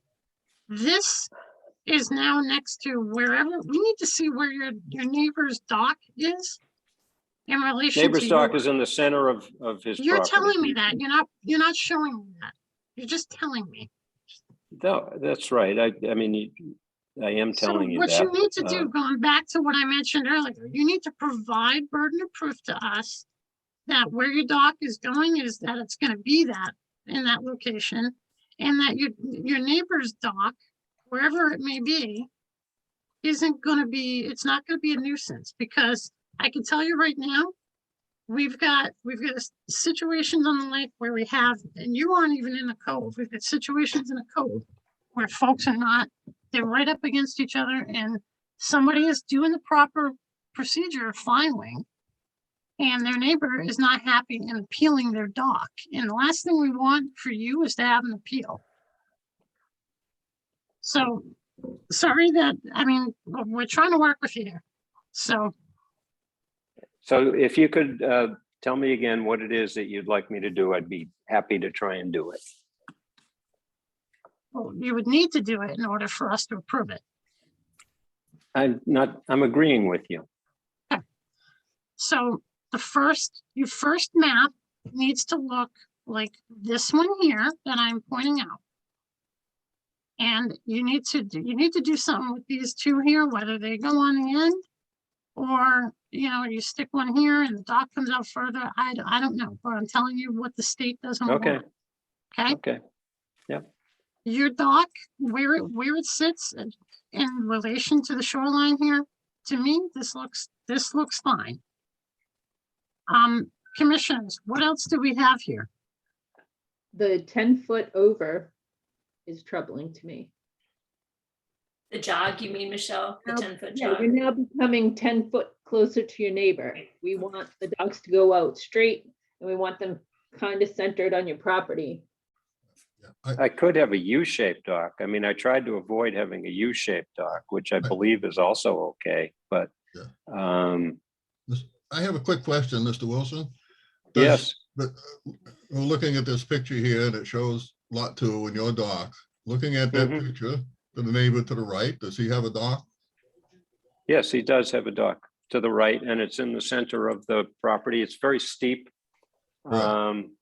He's got stairs coming down and he's got a dock, I'd say close to the center of his lot that goes straight out. Does it jog toward yours? No. No, it goes straight out. The land is straight there along the shore. It's not there's no curve to it. Okay, then I guess we just need you to bring us back a revised plan that eliminates the 8-foot wide section and rearrange it some other way that you think is appropriate for you. Okay, And let us have a look at it. okay, we'll do. Okay, Are there boat lifts or jet ski lifts? Well, there's a jet ski. There's not there's a jet ski lift, yes, but it's a manual lift that you place on the shore in the water. It's on the shore in the water. Well, it's in the water along the shoreline, so So it's another dock. Yeah, you need to show that too. Needs to yeah, be I would worked show that in, too. And you only can have one dock. So you have to work that into this.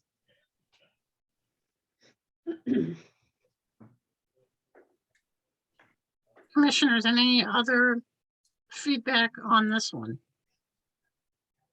Chair Wigglesworth, this is Mrs. McAtarian. May I Sure. just make a comment? Sure. I would absolutely love it if the commission would look at petitioning the state to have someone come out and do a workshop for all of us residents on the lake.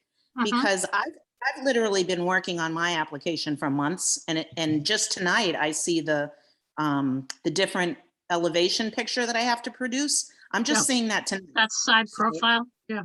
Yeah, I'm feeling Mr. Wilson's pain. We're trying to do the right thing here. Absolutely. And I know that you guys are trying to do the right thing. But I mean, between the state site, our local site, is there any way we could petition to get some kind of, workshop to work on it all together? I'd also say, I'd like to say that I spent a lot of time researching. I called your office several times, and I sometimes would not get the same answer when I spoke to different people. I was told to go refer to different pieces of information that didn't really have the information. So I'm a lawyer by trade. I've done very complex filings of things, and to do this myself for the first time with the lack of information is astounding to me. And it's no reflection on the Conservation Commission, but there is, I spoke to an engineer, he said he'd charge me $3,000 to do it, plus filing fees. So if you're expecting an individual to do it, and I don't think, in all due respect, that PowerPoint presentation that you sent me to, those were not included in the instructions. So there's a 10-page document, instructions, and I don't think that 8 foot wide or limit of 4 feet is on there. Because if I had seen it, I wouldn't have included it. And I just think this is some of the most, and it's the reason why nobody on the lake files for an application, because they know what is going to happen to them when they do, which has just happened to me. I couldn't agree with you more, Mr. Wilson and Liz. The state doesn't make it easy, and they expect a group of volunteers that work on the municipal level to uphold and enforce state regulations. And there are avenues for training and development on that. And unfortunately, it's in the waterways program. It's very nil. They expect Well, I that ended up going to the Conservation Commission websites of other towns in the state, because they had instructions that were much more, how should I say it, much more easy to follow than what's on the Webster Conservation Commission website. I mean, it's not possible to do it. I challenge you to do it. Oh, I know. I mean, I for my profession, I fortunately work in this world, but I also know how much of a hassle and headache it is. And I'm sorry for anyone that has gone through this process and found it troubling and discouraging and it's almost a waste of time, and you get fed up and you end up not doing it. I appreciate anyone that does go through this process. I can definitely put it on my list of some sort of training. Liz, it is something that's been in the back of my head, but of course with, busy board, it's tough. Chair Wigglesworth, I'm wondering if the Webster Lake Association might be asked to kind of coordinate with all of these efforts. It could, it definitely is an avenue and an angle that we can, we're definitely meeting more in the middle with that organization more and more these days. So it's definitely an option. Yeah. Joey's always been Robin, involved. Yeah, with can we just hold on? Can we hold up and just get back to this gentleman's application and the avenue we need to go down? And let's talk about setting something up for something like that, in the future. But we still have more business to run through here, and I'm sure we don't want to be here another hour and a half, so. Training definitely is something, Mr. Wilson, if you could provide Mary with those towns. I do want to mention that, you know, Webster is newer to upholding this, this law, so I can't be responsible for what boards have done in the past and not upholding the law. I can only tell you that we're just looking to uphold it going forward. So, you know, your time and energy is definitely appreciated. So, with regard to your filing, Mr. Wilson, I would just urge you to take a look at those two sections that the other members are concerned about, and see how you can work them in so that they're obviously not pieces that you need to throw aside on your property. Now, jet ski lift I was do have a brought up. question. Could I ask one more question? Yeah, yeah. So I'm not sure which one of the members suggested that it's not proper to go sideways towards the other neighbor. Is that something, that type of regulation, something that I'd be able to find in that PowerPoint presentation, you think? You are able to do, I mean, I know you didn't want to do the U shape, obviously, because it does take up more of your frontage. I get that. I don't quite remember Well, if- actually, I was if the one. Judy had put that in there or not. I was the one Go who ahead. started asking questions, and the reason is we've had a number of spite moves of docks. So therefore, if you're doing something that is out of the ordinary, we have to start asking additional questions to find out why are you doing it? Because we do not want somebody else having their access to the water interfered with. So trying to understand the reason why you're doing it. Right. I didn't hear did you say a spite dock? You mean Yeah. to spite someone? Yep. Right. Well, I'm not Yeah. doing It's that. very And Mm. well, I find that Mr. I'm Wilson, not doing that. Trust me, the- we the run into simple- We do, Yeah. we run into it. the a simple lot. answer to your A question is, lot. the, Joey. the shape of your dock is irrelevant as long as it's Yeah. not interfering with your neighbor's navigation rights. Okay, so that I Yes. could have it jog off in that direction, but just not with the two sections out by the front. Correct. And I would point out that just to show that you're not interfering, I would include a document that shows your neighbor's property and approximate location of dock. Because that way somebody can't sit there and say, well, maybe there's a problem. It's no, we've already looked at this. We've already determined there is not. Okay, so with a photo? it. Yeah, actually, you could include a photo of where the dock is in relation to where your dock is going.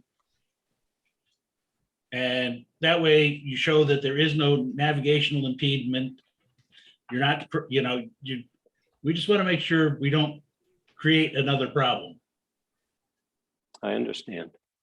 I'm not trying to do that at all. And I'll be Um, honest with you, I don't think that, I mean, I don't think there's anyone that on the board that thinks that you're doing that, Mr. Wilson.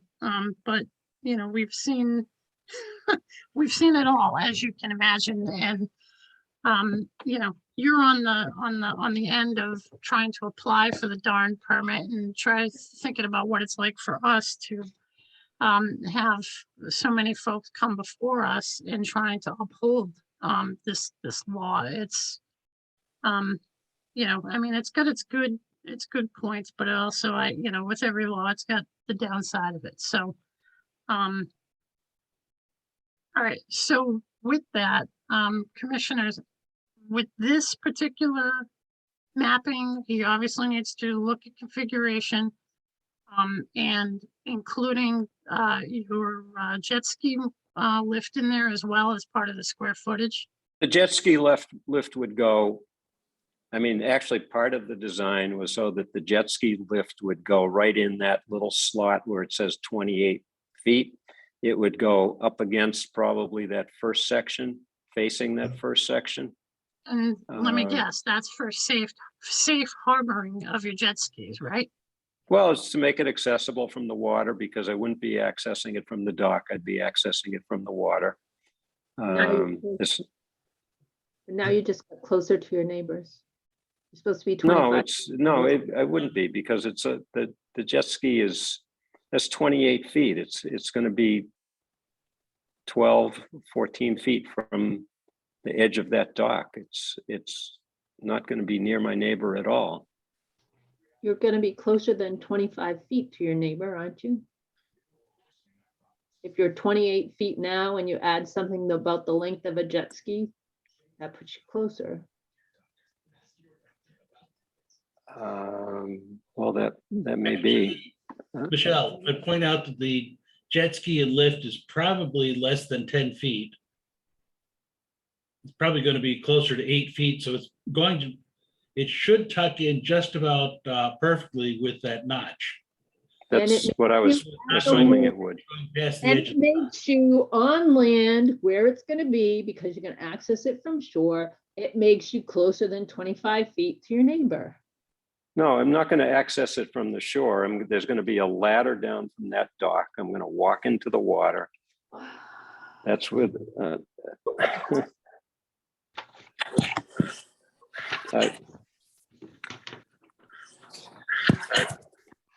Yeah, I would think that it would be easier for you to just access it by walking out on the dock and getting on the jet ski from the dock side.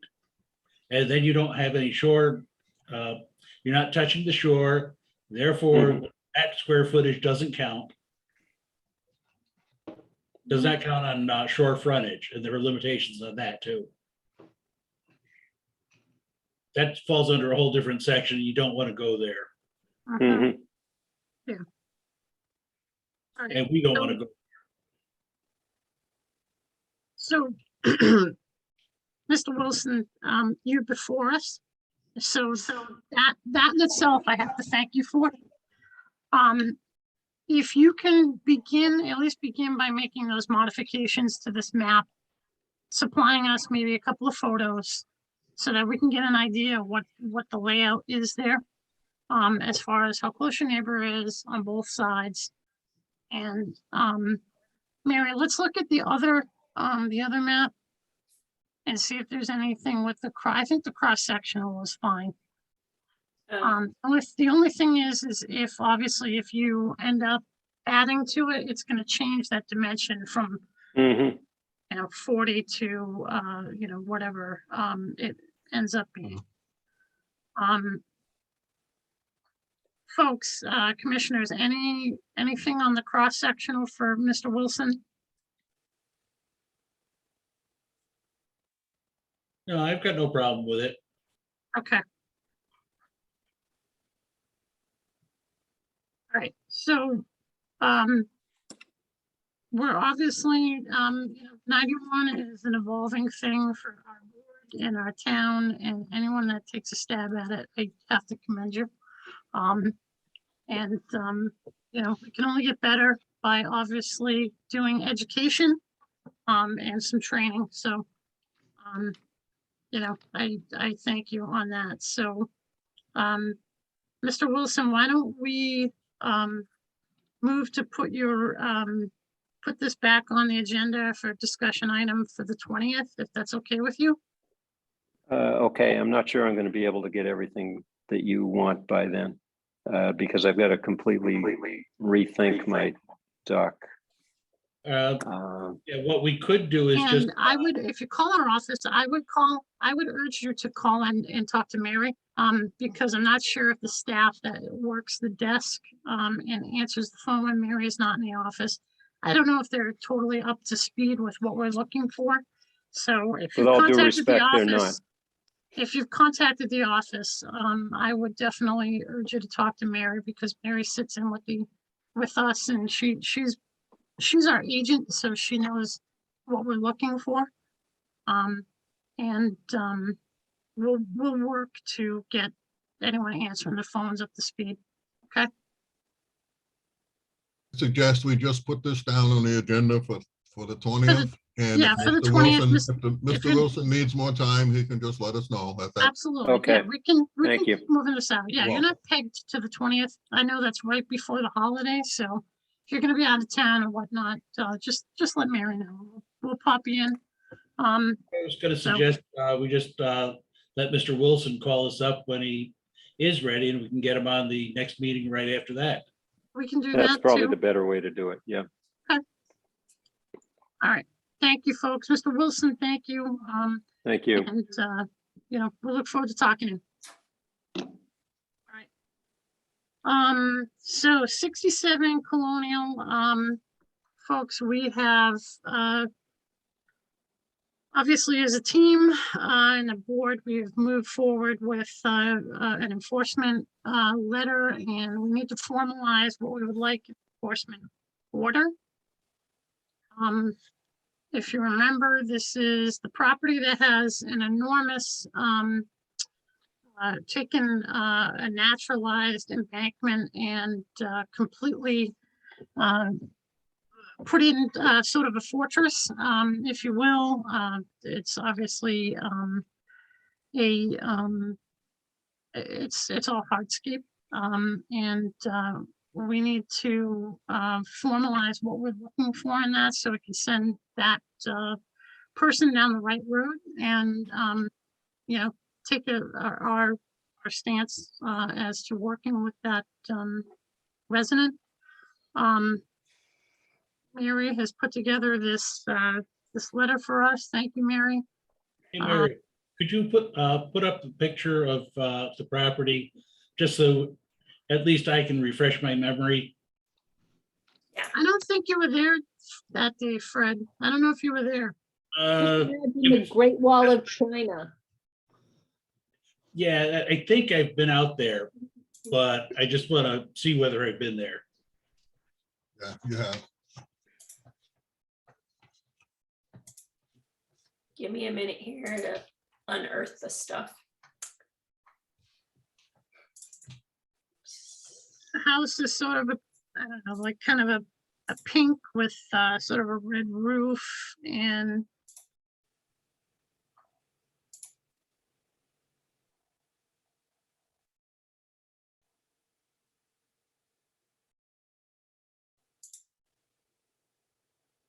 So these are the original plans, Fred. Okay, yep, and the bed and the patio have all been created as impervious, and the grassy area is also impervious. Yeah, I've been there. Okay. Yeah. Okay. And but I guess I had pictures, but I guess I think the thing that annoys me and angers me the most is that the resident knowingly adjusted and changed the configuration and completely just went beyond what was permitted, completely altered everything on their own. And this person is an engineer by trade for many, many, many, many years and should know that there are regulations with what you do within a shoreline. And, is very, there's a bit of an attitude in the front based on the fireworks from a meeting a few weeks ago.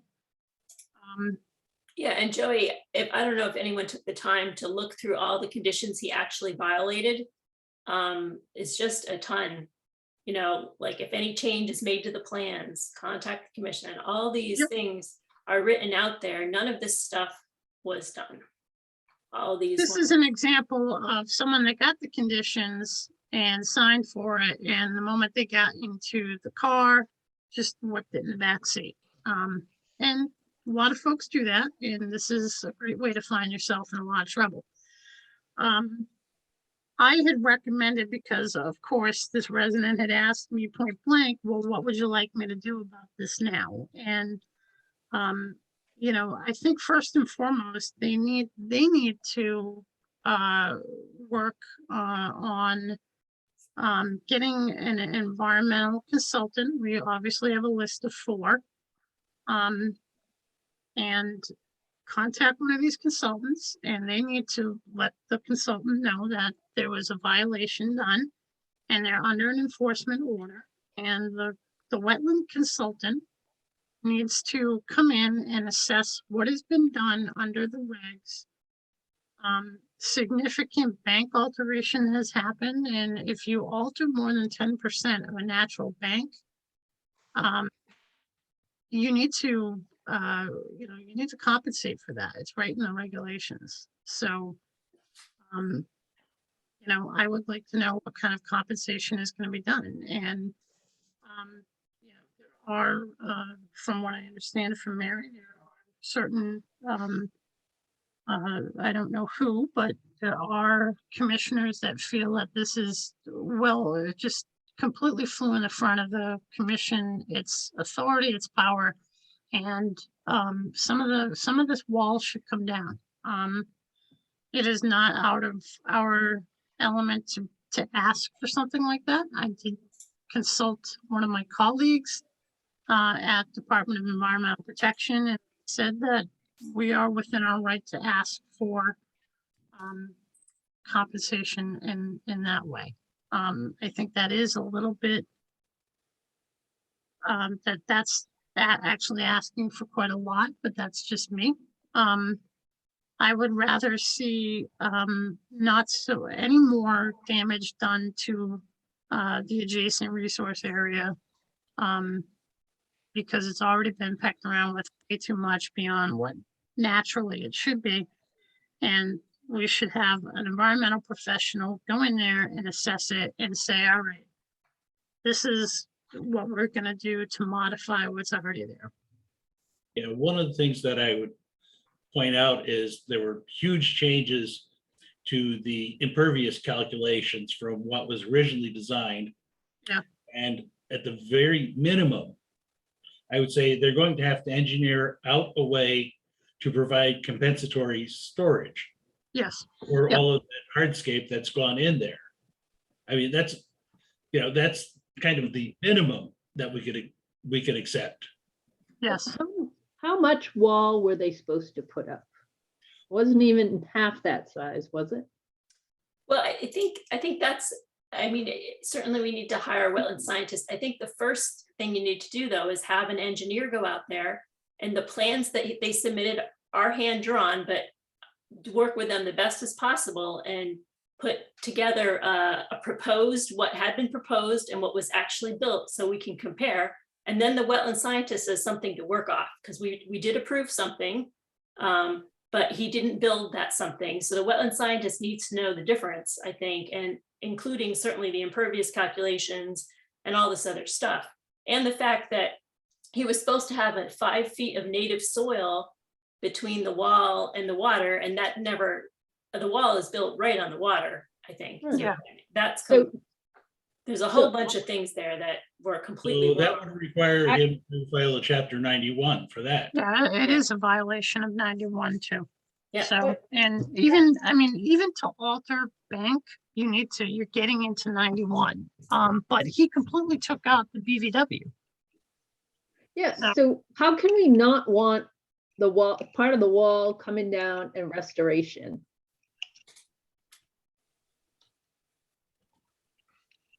Because I'm I mean- trying to, I mean, there's A already natural been, bank, but armored. it's already been damaged, Michelle, and I'm afraid that the dismantling process could cause even more damage. That's, But what more mean- can you damage? The entire shoreline of that property is stone. What damage can be caused to that property shoreline? There's no more natural vegetation to remove. Yes, and once you start taking that wall out, now you get into the problem that you have a fairly steep, unstabilized bank. And you Have start to getting put- rain and it's going to start coming down. So first thing we have to look at is, and actually a wetland scientist would probably be the person to make a determination of if you can safely restore it. If not, then you sit there and say, okay, we have this. how do we mitigate it? I think, Yeah. I think we need to make this piecemeal. The first part of that letter, I think, is correct. Get the as-built, so we have the comparison between what was approved and what was actually done, and a description of those changes, which is pretty much everything that was on the order of conditions was not followed. It's, And get it- the wetland scientists to do the survey and give us appropriate results to that. And at that point, we can start making a decision on what we want to do about that to fix the problem, if we can. So So the I think it's letter- two parts. Let's get the information first, and then we can decide what we'll do with that information. So we could say in the letter, the commission may require you to remove part of the wall, depending on what the results show. yes. Yep. And I think in this letter, Mary, it needs to be stated to Mr. Arnold that you are in violation of Wetlands Protection Act, alteration of BVW, alteration of bank, And- violation of chapter 91. And then, you know, of course, violation of your own order of conditions. And I would list the numbers 14 through whichever number it was. And then we're also doing, so I also drafted an enforcement order to go along with this. So he's getting a letter and an enforcement order, which describes some of the stuff. And then I need to, you know, maybe add a few more things to it. So this will be a letter with an enforcement order, which some of the details are in the letter instead of in the enforcement order, but because you can't fit very much on these little lines. Yes. And in this case, I would suggest we just immediately file it with the registry. Yes. You know, I want to make one comment on that. We can do that. When I went up there to do the ones for Loveland Road, the guy was like, you know, I never see these. He had to go ask his boss how to deal with it. So I think for the Loveland Road, it was certainly appropriate, but for this guy, let's give him a chance to comply. You know, it's costly to get it recorded, and I don't think many other towns do it. So if we need to, we'll record it, but. Well, I'm gonna be honest with you, Mary, a lot of other towns don't do it, because they don't, they don't know how.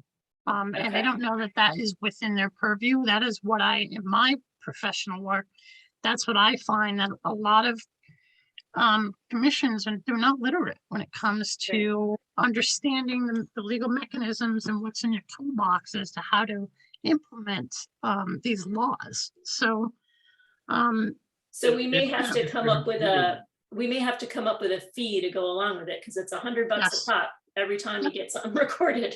well, let's pass that along to this person. It should be by right under the violator. Yeah. Um, And I would just point out that to get rid of it is going to be another $100. So the fine to get rid of it, the fee to get rid of it is $200. Well, actually, you know what? I've been thinking about that, especially with Loveland. We don't have to get rid of them. It's their problem to get rid of them. We'll give them the letter, but they go get it Yes. recorded. Yes. And if they don't get it recorded, that's That's their violation. problem. Yep. You know, I'm, you know, I mean, well, obviously Loveland's on, but I mean, we can get into that in a few minutes. But when it comes to 67, I have a feeling based on how bold, and I'm hoping that my assessment of this, the violator is wrong, but I have a feeling that this is going to be an argument and a fight until this is all remedied. And that's not what I want. That's not what we're here for. We want to work with residents.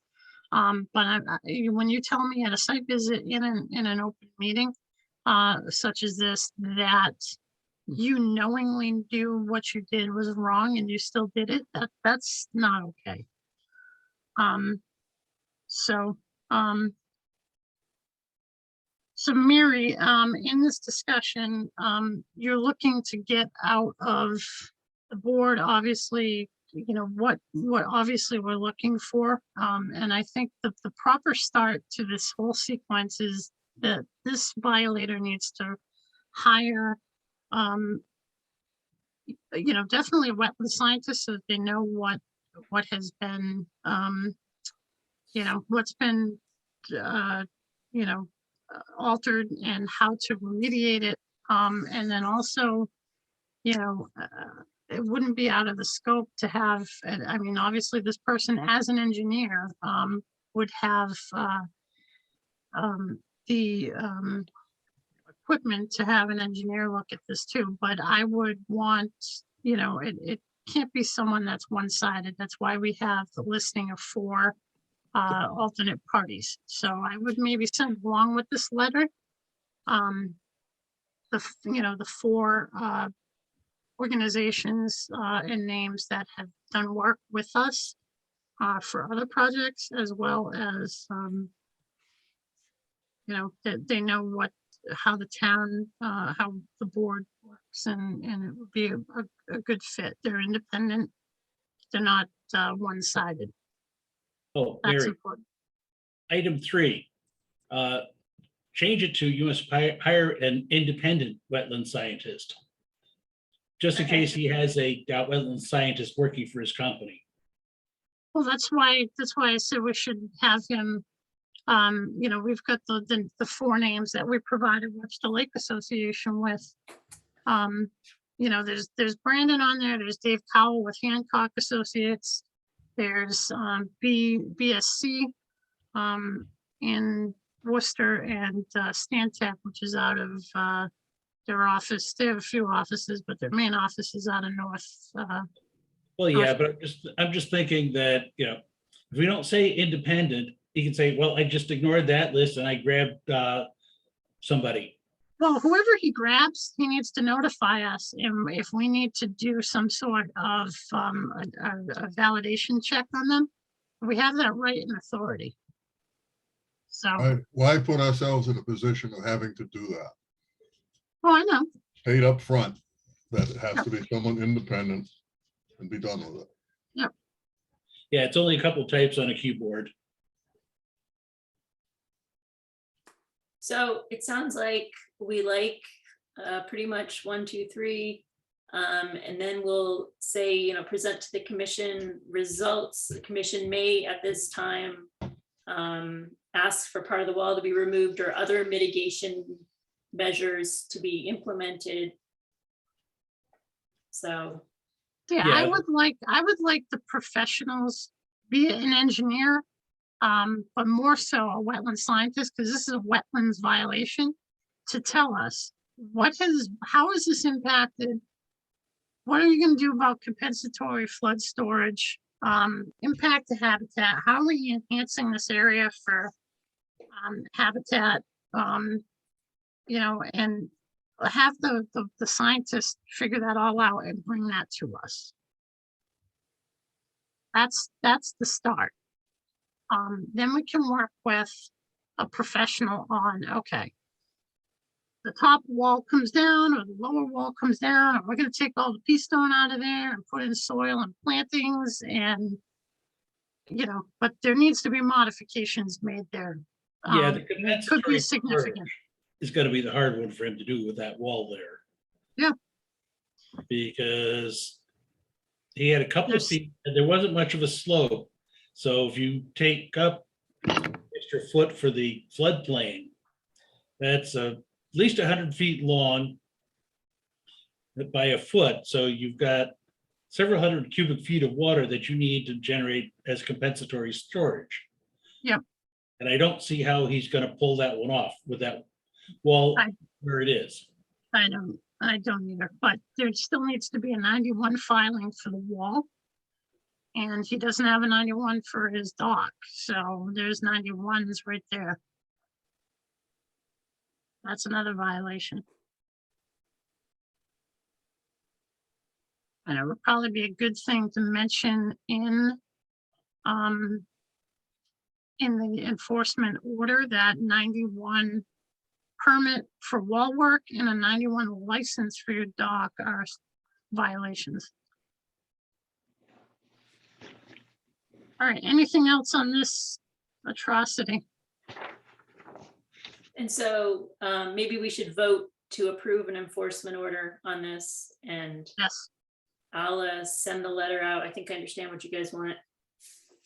And we'll get that going. First up, any other feedback on this, commissioners? And if there's no discussion, can I get a motion to issue enforcement order in letter for 67 Colonial? I'll make the motion. Brett? I have And second. then just no fines, right? No fines at this time, but I would Yeah. mention in the enforcement letter that fines could be superseding. Okay, Yeah, if there's no response within like 30 days or 60 days or no action taken, then fines can ensue. yeah, We can find them anytime, actually. Not on the same note Not the as same enforcement document. order. Right. And the fines are per violation. Yep. So let's keep an open mind with this one and see how we can get a violator to comply. That is a great thing, as we all know. Anyway, all right, so let's circle back around with this. Folks, how long do we want, should we give him, I mean, it is the holiday season right now. Should we give Yeah, him? it is winter, so it's going to be hard for a wetland scientist to see much. Well, Well, to I- see much, but they can look at, they can, Yeah, they can start Good preliminary catch. work, but they wouldn't be able to get back to us till I'm going to guess till the spring. I think we really- should require them to have someone engaged. on, long yes, before and spring. a wetland scientist, Fred, honestly, they can assess it without seeing it in its actual season. They can see what the mean high water mark is now. They can look at orthos. They can see photographs. I So, I agree with Michelle. Let's have them engage the appropriate person to do that and let that person notify us about when they can get the work done. Yeah, that would work. no, but I want to give these folks till at least the second week of January to respond to us. Yeah, Yes, that's reasonable. That's where I'm going with this. Okay.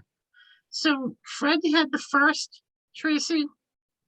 And Dan, were you second on this? yes. All right, Dan's the second on that, so that gets you caught up. all right, Ms. Yeah. Cirillo, Yes. Dr. Jewel, Yes, Mr. Duto, Yes, Mr. Bach, Yes. Mr. Wigglesworth, and just to clarify, the motion was to issue an enforcement order and letter, right? Yes, And don't forget my minor modification to number 3. Yes.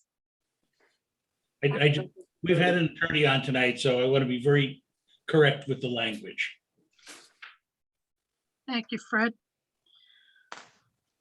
All right, so we're on to 33 Loveland Road.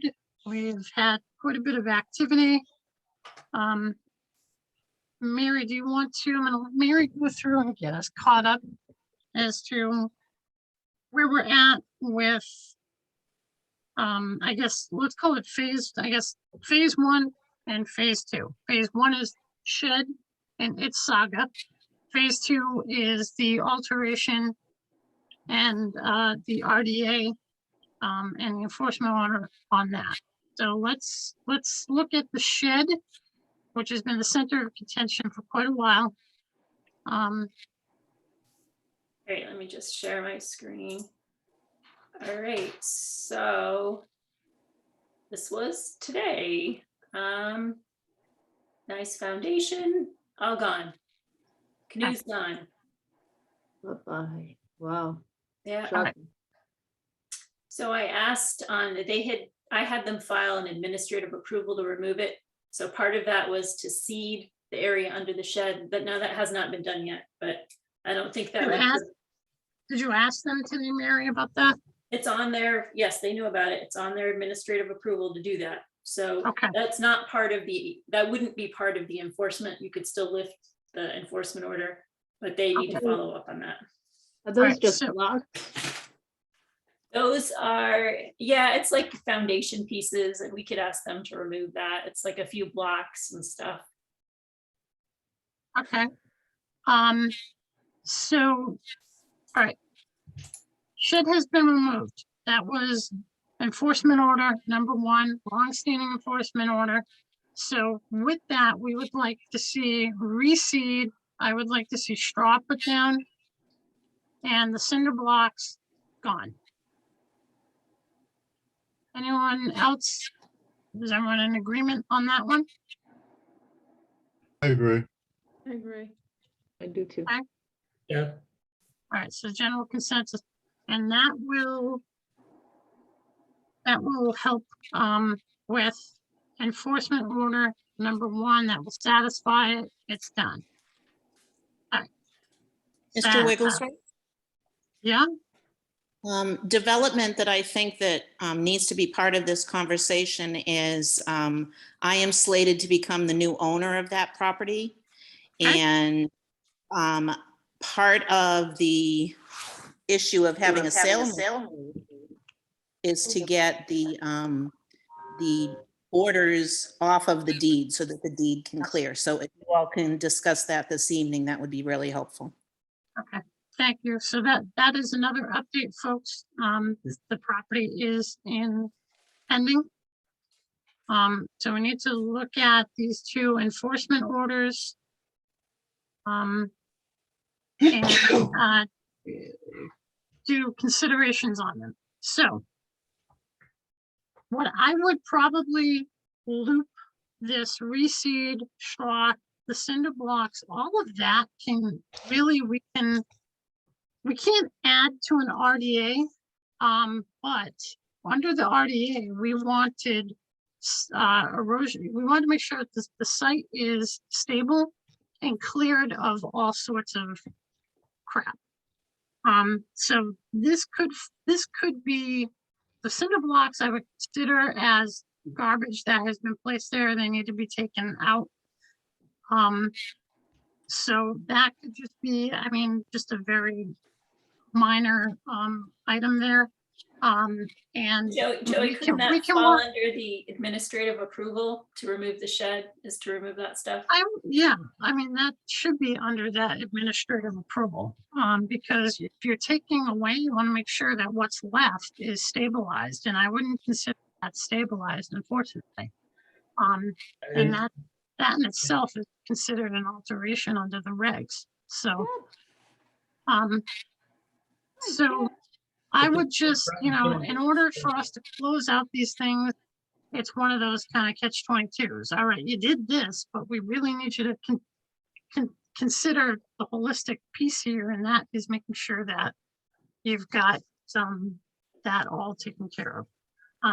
The enforcement orders for property to change hands, enforcement orders always need to be lifted. An RDA or an NOI can carry with a deed. So we can just, I mean, if this is still an issue and Liz becomes the new owner, that would be dynamic and amazing. But we can work with her on, you know, making sure that this is a preserved area and it remains intact. So, I mean, whoever the new owners are.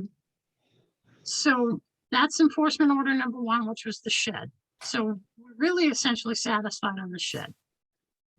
So let's look at enforcement order number 2, which kind of runs concurrently with the RDA that is in place so that we get everything rectified. As you can see, all of the boards are gone. It's kind of returned to a natural state, which is what we've wanted. I don't know if you want to show other photos there, Mary. There's no canoe, there's no other cinder blocks there. It really is devoid of a lot of the stuff that was there. This is So, while the shed was still there. Yeah, there's a few rocks along the road. I guess Yeah. they're okay. These are the trees that they were supposed to put 5 shrubs in. They put in 3 white pines that are a reasonable size, you know, about 3 or 4 feet tall with almost 1-inch caliper trunks. For the other 2 shrubs, they put in little tiny white pines. They're very small. It's up to the board whether that qualifies as one of the, it was 2 of the 5 shrubs they were supposed to plant. And then, and I didn't take too many pictures of the signs. The signs, you know, as had been noted before, some of the signs are too close to the road. You know, when I met with them on the sidewalk, my intent was for them to have kind of 2 groups of signs, one in this area across from 33 and one grouping across from the shed, so that they would not have signs running right along the road. And that way, I think this is the area that you're going to be mowing or whatever anyway. So this is the area to kind of focus on where is the edge of your use. So the signs, I think they just need a little adjusting, but the material is also completely wrong. These signs, I went and tried to pull it out. I could pull it out without hardly any, it needs to be metal and staked into the ground. These are like snow removal little things that are meant to be pulled out very easily. So they're plastic. The signs themselves are okay. They bought them for us, but they need to be removed and put on metal posts. I don't know whether, the last email I got from Gail and Kathleen said, well, we don't care if you put the posts where you want. They didn't say they were willing to replace the posts though. So that They was, don't get to tell us what to do. anyhow. So I do think the posts need to be moved, but they need to be entirely new material as well. all right. So with Mr. Chair? enforcement, yes, I just wanted to offer, I guess, 2 cents worth at this point. The majority of what I came before the commission to petition for, and then that you all took on as a task to get all of those things enforced. The majority have been done, I think, to most people's satisfaction. Certainly to my satisfaction as the person that, you know, originally brought some of this to your attention. And as I stated, this wasn't the plan, but the plan is now I'm going to buy that piece of property. And I would like to offer the commission my assurance that any outstanding issues would fall under the new ownership, so that anything that you carry at this point in time would not stop the sale of that property. Yeah. So that's what Right. my goal Yeah. is here, that I know there are still a few little things, but those things, and I've agreed this in the purchase and sale agreement that we're about to sign. And I have agreed to take on any issues related to the Conservation Commission. So I'm asking you, I guess, at this point, not to nitpick on things and to remove anything from the deed. And then I think you've seen, you know, through my involvement over like months now, that I will work directly with you for any issues that you might still have on that property. all right, Liz, I greatly appreciate that. I do think that, as I mentioned before, and this is the reason I brought it up with the board so that everyone understands, we need to look at the enforcement orders. And I think at this point in time, we have really, time is really running out for them as they're meeting what I think the expectation of what we wanted. We wanted the shed out of there. We wanted all the junk out of there. All that stuff is out of there. They are, I mean, I can't fault them. They are compliant with that. So we need to vacate the first enforcement order, and then we need to look at the second enforcement order, which was to file and become compliant with us under the RDA process. And the RDA process will follow whoever the new owner is. So of course, you know, if it's Liz, obviously that will, you know, whatever is under the enforcement order, carry it to the next owner, and we can work with them and get them up to speed. And, you know, I just want to put that out there. So, I have to say, I really didn't think that we would, see compliance on a lot of these things. You know, it's, you know, I have to bid, thank you, and, you know, thank you. So let's look at the enforcement issues now, and, is there any discussion on enforcement item number 1, the shed? And if there is no discussion on enforcement order number 1, the shed, do I have a motion to lift the enforcement order number 1, shed only at this time? I'll make that motion to lift enforcement order number 1. I'll Okay. second it. So Dan and Fred, and of course, Mary, pull the board, please. Ms. Cirillo, Yes. Dr. Jewel, Yes, Mr. Duto, Yes, Mr. Bach, Yes, Mr. Wigglesworth. Yes. Okay, thank you, folks. Enforcement order number 2, which is becoming compliant on alteration to wetland area, not authorized. Filing for the RDA to remediate any issues there. Is there any discussion for lifting enforcement order number 2? If there is no discussion, can I get a motion to lift enforcement order number 2? I'll also Motion make made. that motion. I second it. Okay, Ms. Cirillo, Yes. Dr. Jewel, Yes, Mr. Duto, Yes, Mr. Bach, yes, Mr. Wigglesworth. yes. Okay, thank you, folks. All right, so enforcement orders for 33 Loveland Road are now lifted. So those will, of course, the proper channels and mechanisms be vacated off of the deed. What still is in place here is the RDA.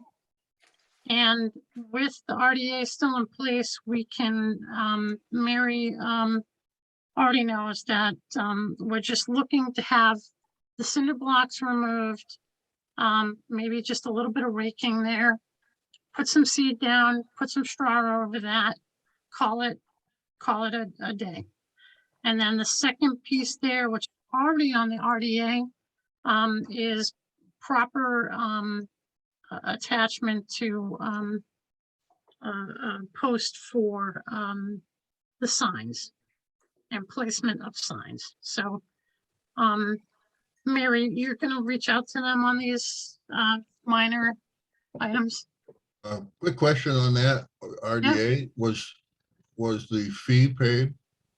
Yes. Yes. Okay, well, so, yeah, they were supposed to pay 3 times the filing fee, which they did do.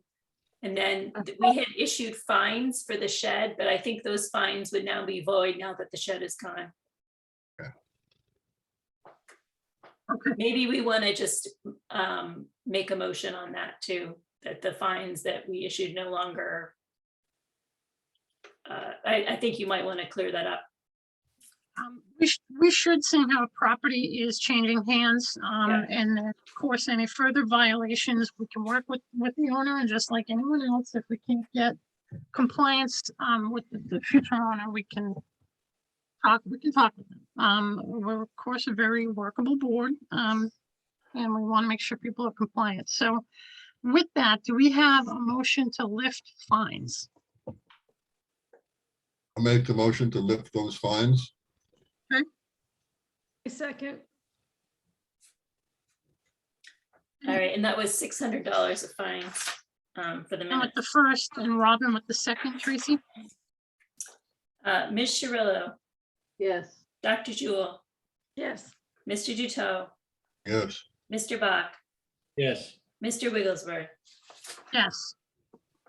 All right, so at this time, both enforcement orders and fines are released. Okay, and then we will, Mary can reach out to them and let them know that the last items, reseed, straw, removal of cinder blocks, and swapping out how those signs are attached, what they're attached to. We want metal instead of plastic. Plastic grades, and as Mary mentioned, that they come right out of the ground. So we'll see if we can get somewhere on them. Of course, with the sale and transfer of property, we may not get movement out of them. At this point, I would say, folks, and I'm sure, hopefully you agree that we're 98% there. I mean, that's much further than I really ever thought that we would get somewhere. Is there any last comments or items for 33 Loveland? Congratulations, Liz. So it's a beautiful piece of property. Do Well, we need to make, Not a done deal for sure, but It's not over till it's over. So, yeah. do we I have have to to thank the make, commission so much for, helping through this entire process. Your input has been invaluable, and I'm glad to support you now and into the future. You've got a friend on Loveland Road, that's for sure. Great. Liz, I appreciate that. It's been a bit of a challenge down that way, unfortunately. And, every town, unfortunately, has some areas that tend to be a little bit bumpy of a ride, but, you end up getting there if you work with someone. So I appreciate it. Michelle, The Sure. Outstanding RDA could Yes. be transferred with the property sale, correct? yes, it Yeah. will be transferred with the property, and then, just so you know, Liz, RDAs have a life of 3 years. Mhm. So, it's better to get everything all done ahead, before that. If, obviously I would, if you do obviously become the owner of that property, I would just reach out to Mary and let Mary know where things stand on it. But as of right now, what the issues are. You've been following the events. At this point, it's just securing that shed area with seed and straw, removing the cinder blocks. I don't know if there's any inappropriate signs up in that area, but we would like to see signs removed, but we can't enforce something that we didn't mention to them. And then, of course, we'd like to see the conservation signs up appropriately. So, Sure. And one last point, what's the yes. timeline on removal? Now that you have voted in favor of removing the 2 orders against the deed, what would be the timeline on that? I'm not quite sure. I think, So what, Liz, this is what I would do. Once I get into the office on Thursday, I'll write a letter stating that the orders have been lifted. And then the letter, I believe, is what gets recorded. And then either, Gail and Kathleen would have to get that recorded. Someone gets that recorded. And as soon as I get the letter to them, they can get it recorded. So Okay. hopefully within a week or I so. believe that's scheduled for the end of December to close on the property, so I'll just have to stay on top of it. Yeah. Thank you all. okay, thank you, Liz. We appreciate it. Michelle, did you have some input? no, I didn't know whether we needed to separately vote to remove it from them, to send the letter, to have it removed from the registry. So it's all cleared up. I It's would think kind that of would first, be implied. kind of a first time for all of us. Fred, go ahead, sorry. I said, I would assume that would be implied by voting to remove it. Yeah, I think that's okay. Yeah. Of course, it's a unanimous vote on that, so it's on the record now, so. Right, folks, any further comments on 33? All right, I want to thank everyone for their patience, commitment, and time on that. It's been a bumpy road, as I said. All right, so 12 Kenneth Ave dock permit. I don't believe we have anyone here for 12 Kenneth as far as Colby Petrillo, who is the owner of that property. So with that, unless Kobe is here, Kobe, are you here? All right, we'll put 12 Kenneth. No, actually, you know what? They've been on and on and on. Let's put it out to Kobe for him to get in touch with us. Mary, and Joey, I put this on at the request. It hasn't been on recently. So I Hello? put this on at the request of Ms. Cloherty, who I believe might be here tonight. Yes, we're here. Can you hear me? yes, Okay, good. I'm just here because I just wanted to, be in everybody's memory. You all came here about 2 weeks ago. I was not able to be here because I broke my leg. oh no, Yeah, I was having an operation that day to set it.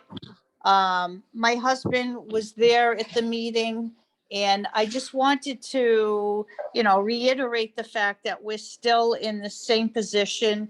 We originally applied for this Chapter 91 starting in January of 2021, and it's been a long process.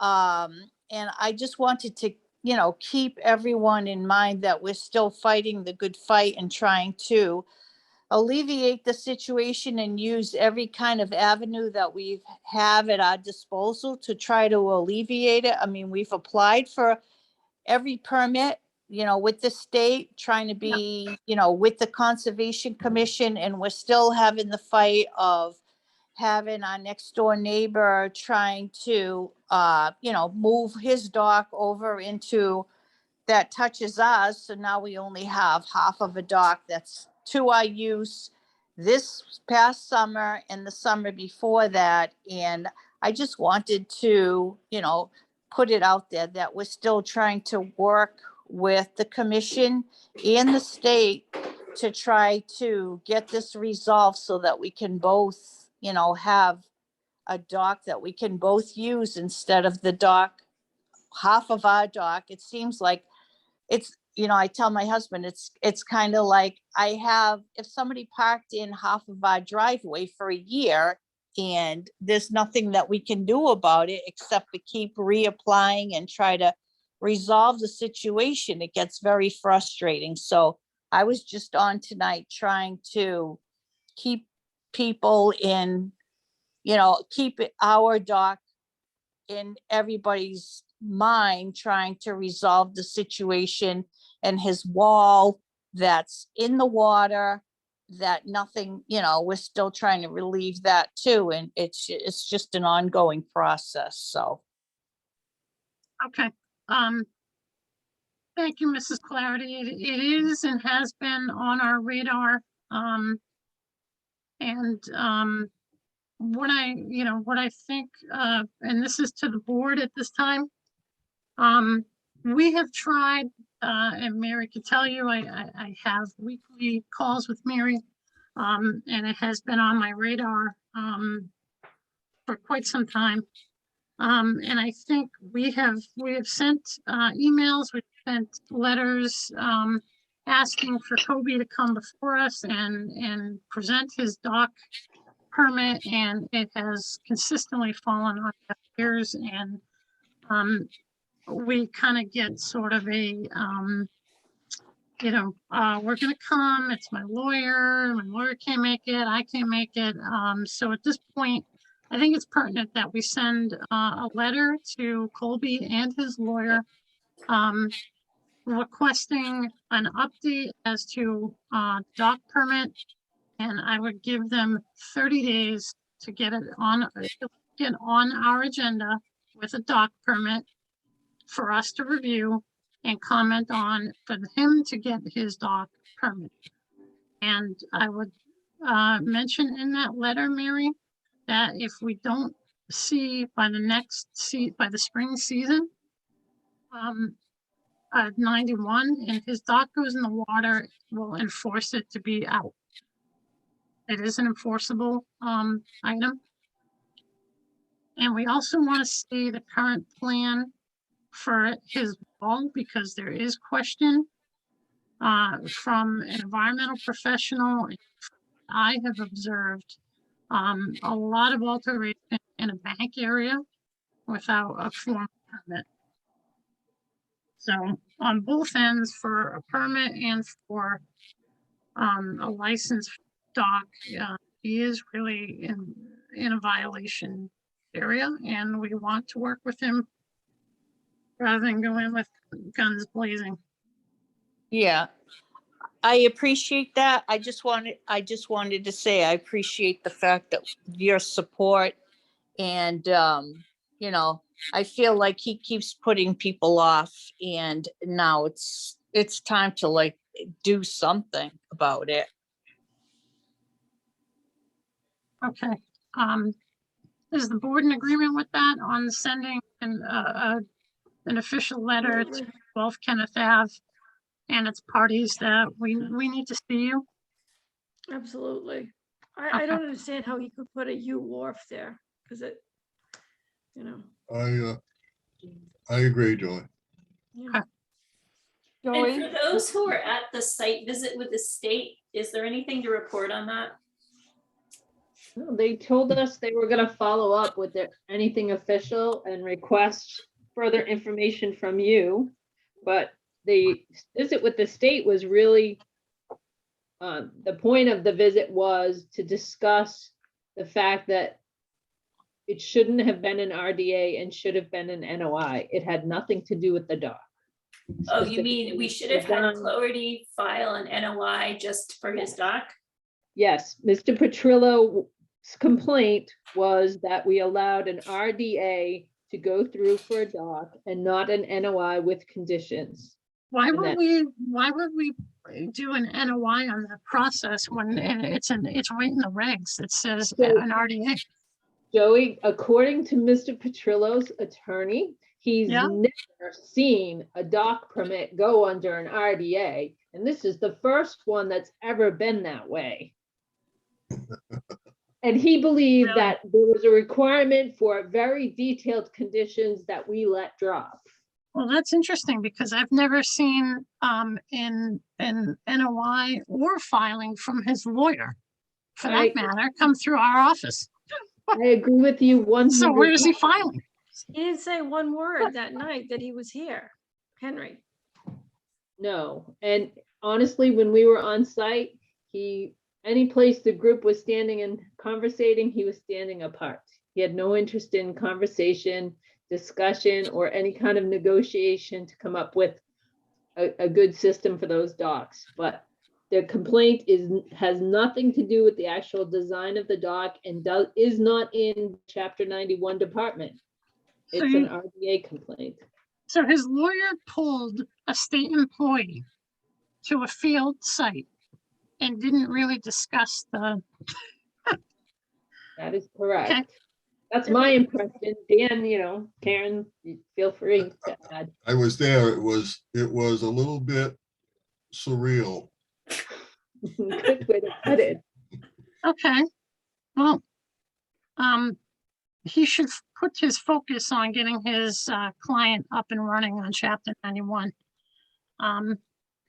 Because my patience is starting to wear thin, So and I give everyone the benefit of the doubt. So, I'd like to make a suggestion on that. yeah, The Henry Lane's, Mr. Lane's clients,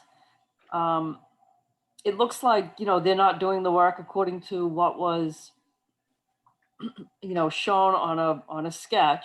yeah. And it actually looks like they had exceeded the property lines because there was a property line stake right there on the ground and the wall was way beyond the property line into the water area. So my suggestion would be, instead of, in addition to writing a letter, why wouldn't you put something together like a cease and desist? Because if you just put together a letter and then time goes by, to me, just from my brief experience here, it seems like you're going to be looking at another 67 Colonial Ave. Right. I agree. Because if we do a cease and desist, I mean, the walls are already constructed. He shouldn't be doing any work beyond where the wall. If there's a question as to where the wall end lies with the property, that's a property property boundary dispute, and we really don't have any No, authority. it's a violation of the order of conditions that was issued on the property. Yeah, So so it's, Karen, I don't know whether you know the whole history. So yeah, he's similar. He started his work, I believe, without a pre-construction meeting.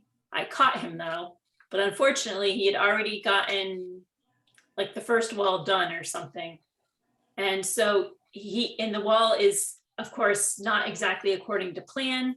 I think we've made him, one of our requirements for him is he has to do an as-built to determine where the wall is and if needs to do any compensatory storage or something, right? I think he is having to do that. We did make him he's done 2 amendments. He's done, I believe it's 2. 2 amendments for the changes in the shape of the wall and for another wall he put in. So he has been somewhat compliant. He's done what we've asked, but we have not actually finished out the whole deal with the as-built for what was built and whether he's like too far in the water or whatever, that we don't know. So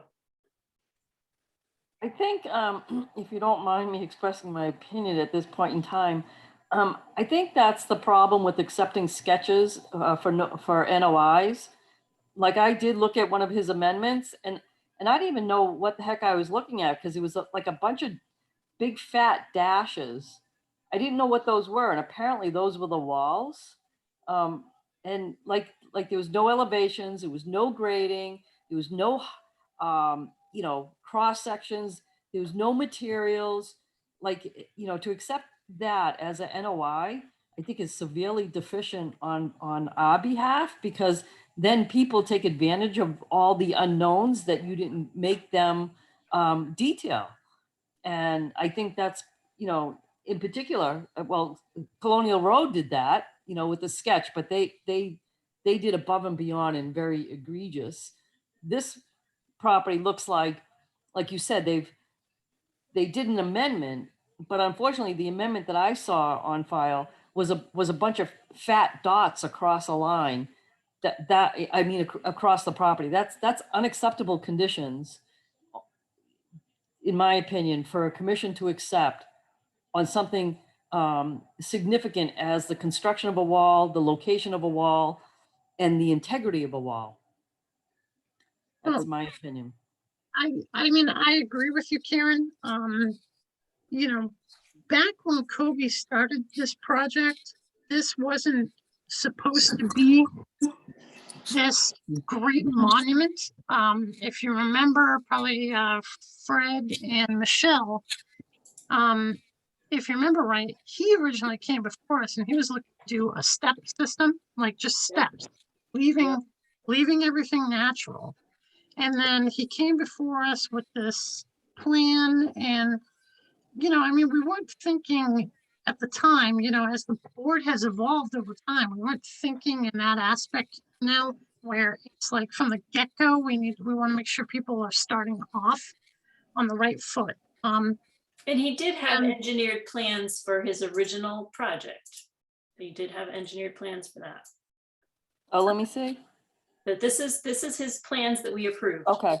Yeah, there's no grading with those walls. No, there isn't. And there should be, as you know, because, you're an engineer, Karen, I mean, you need to have solid lines and dashed lines and, Absolutely. the recent, the current grade versus the finished grade. Absolutely. Yeah. So, I mean, there is somewhat of a grading plan here. He's got elevations and stuff. So this one, when we have the as-built done, this one will be easier to check against than the 67 Colonial. But if you look at on the right side of that plan there, Mary, I mean, look at how far back. Yeah, from the water. Yeah, this is very different. Supposed to be versus where it is currently. It's right. Yeah. It's about right at the 480 or even beyond that. So his wall's at the roughly at the 482. Yeah. Right there. But the thing is too, I don't think, because we really weren't, on the ball with making sure that walls, when it comes to chapter 91, walls are actually really pulled in on that. So, I mean, I do have to say that, you know, that is probably, you know, a moot point. I mean, should it be an after the fact filing? Yes. Because it is such a such a change in the way it is. So, but you know, you can't work these minor details out. You can't work a lot of this out if you don't have, if someone refuses to come and you know, says they're gonna come and doesn't, and I'll get it to you, I'll get it to you, get it to you week after week after week after week, and then it never, you know, we get busy, it falls off the radar. I mean, it's now that I think of it, Mary, the second amendment was for next to the proposed addition to put in, I think, a hex, the hex lawn, because Fred brought that up at the site visit there on a Saturday. And a change in that, and then that third tier wall, we didn't know he was gonna put up. Right, well, there's 3 walls here, and then he did another amendment he ended up putting like a 4th wall over here, Okay. I think. Yeah, I mean, there's That just been, was- if you, I mean, it's an yeah. extensive project, and it's been, honestly, when you look at it, at this point, yeah, things change, but it has been sort of piecemeal. And I haven't been out there in ages. Is the addition up now? Maybe the neighbor knows. Harry, I see 2 walls on that plan. Where's the third wall? I thought Right, the third so, wall- so Yeah, Karen, the Mary. first amendment was Yeah. for the fact that he switched from 2 walls to 3, and that the 2 walls were not, what he ended up building was not what he said he was gonna build. So that was the first amendment, and the second amendment was for this 4th wall up here, so. still don't see the third wall. Okay, so, yeah, these are not the amendment plans, these are the Okay, original okay, plans. All right. It's right around the 492, Okay. maybe 494 mark. Yeah, I think that's the one that I saw with the big fat dash. Yeah, these are the, probably yep, here we there go. we go. Yeah, the addition is up, Mary. Not acceptable. it's right over there, yeah. So, and I think he has finished his house. I mean, the interior needs to be done, but basically, I think the house is what needs to be done on the exterior, but who knows? Again, how do you know there's not going to be another alteration? Oh, wait, there is an as-built. Let's see what this says. No, 4 walls there. So, and we haven't actually compared so yeah, the bottom of the wall is 478. So it's not at 482. So yeah, when this comes up for certificate of compliance, or even now, we got to tell him what he needs to fix, you know, because that's well below where it should have been. Yep. When I used to do as-bills, many, many years ago, the way that they were done was, providing that you had an engineered plan at the beginning, which it looks like he did, your as-built is actually superimposed on Right. top of the proposed plan. I back in the agree. Old days, as-built were done with red ink, and the existing conditions was done in black. So Yeah. Usually you did. even if you don't do color anymore, the fact of the matter is an as-built gets superimposed on top of the original plan. Yeah. All right, so and he's got his doc on here too. So I'll give him these comments. And yeah, this is gonna need addressing in terms of the way the wall was built. He's gonna need to do something because it's so low into the water. Well, quite honestly, I don't even think it's in his property anymore, because we saw actually Mr. Lane pointed out the property line stake that had been in the ground way upland of the wall. And I said to him, I don't even think that wall is on his property. Well, we need to, something of that nature. that's beyond us, and, you know, the abutters would need to appeal that, but Well, here's a question, Karen, are saying that there's a little piece of land here that's maybe state-owned that he doesn't own, it's not so much that he's Absolutely. on the neighbors, it's that he's off of his land and going into the water? Absolutely. Okay. Absolutely. The stake is sitting there on the ground and the walls are way beyond it. did you get a picture of that, Karen? I believe I do. If you have it, can you send that over to Mary, please? Sure. I appreciate it. Yeah, we're gonna make sure that the easement side too, that not too far on the easement, that drain easement belongs to the town. And just for going forward, I would say that we should start requiring that when there's regrading to be done, that since we don't happen to have color, we don't happen to have transparencies where we can put overlays like they did in days of old, we need 2 separate drawings. We Yeah, I used to mean, be that's not uncharacteristic of a commission to ask.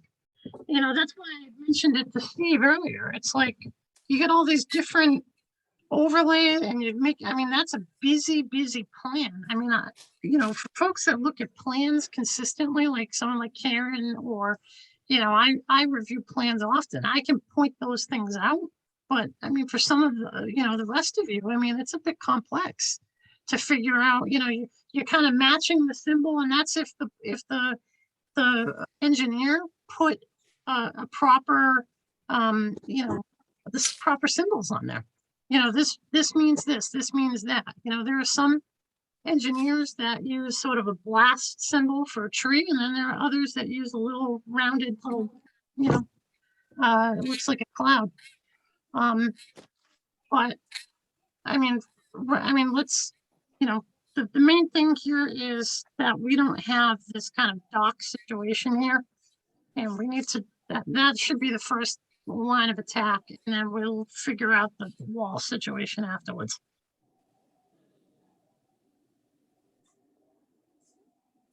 Do you mind if Right. I ask, what did the state say to you about their unregistered dock bumping into yours? What did they say? Well, I think we should Well- remember that this Well- dock that's in the water is not the dock that we approved, right? They issued a cease and desist. Yep, they Yeah. issued a cease and desist on June 28th. July.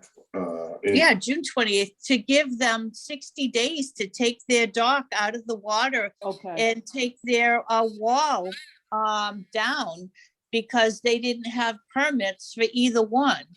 So Okay. within that 60 days, I sent a copy of the letter from the state to Mary in regards to the fact that the state has also told them that they need to remove their Yeah. wall and their dock. Wow, wow. Well, the I would state be, is very I would be slow. concerned if the state sent a letter saying that you have to remove the wall, because that's a big thing that could land in Yeah. a lawsuit. They probably were urging that the first line of defense the state goes is, they, you know, cease and desist probably on the dock, because that's a quick fix, you just take it out. But when it comes to a built item, they probably said you need to talk with your local commission, and you need to have that looked at and approved appropriately. Why wouldn't they contact us directly in that kind of situation? Well, that's kind of what I'm wondering. Did we end up getting a cease and desist letter, Mary? I think someone else sent us a copy. We never got one from the state. Okay, How are we supposed to work with them if they don't send us Yeah. stuff like that? yeah. I sent an attachment in an email today to Mary. Thank you. Okay. Well, now's the time to work on this situation, and because it's the off season. But he needs to work with us on this stuff. I mean, this has been, since his project, since the inception, it's been a problem. And I believe he started in February of 2020. That's when the first he first applied for permits for changing his house, and I may be wrong, I'm not sure, but I thought it was February of 2020. So I mean, it's been a long time. Yeah, I think that's about right. We permitted it in 2020 and then he started building last winter or something. So now it's almost February of 2022. His permit's good for 3 years. Yep. And there's an extension because of COVID, so. Yeah, but that doesn't make it right. It doesn't necessarily make it right, but this is where people find the loopholes, unfortunately. So on our end, you know, we can only, and I would probably utilize this letter, Mary, and can to move along what we've been trying to move along, which is get him to come to us with a plan so we can work on his dock with him. And I would reference this letter of June 28th that he was told that the dock needs to be out of the water. And that the dock will not go in the water unless he has an approved 91. And we also need to talk to him about his wall. And we need to make sure that the wall is appropriately permitted.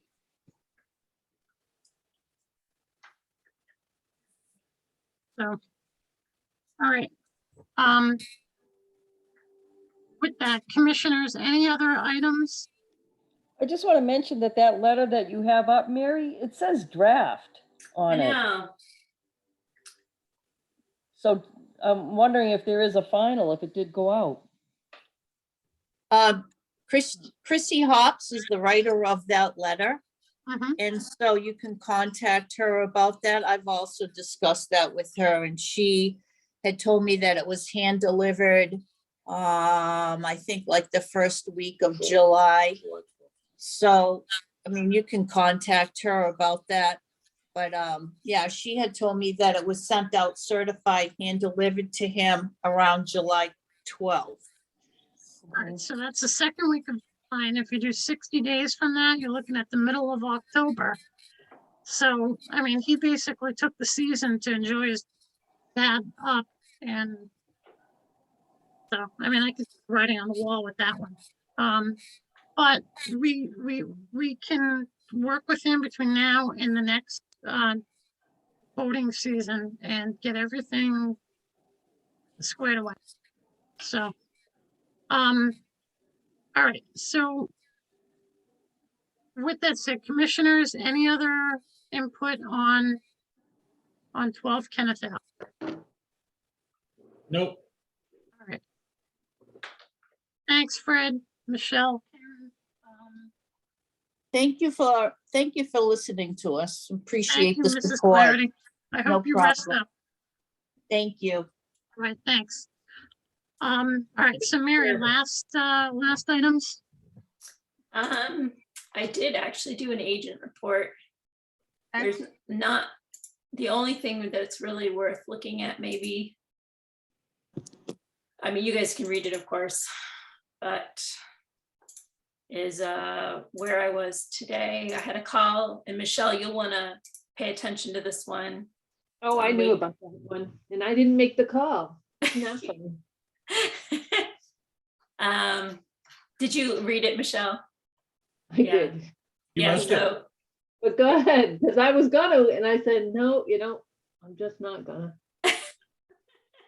so this is 15 So- Wakefield. I don't know who called. It was an anonymous call.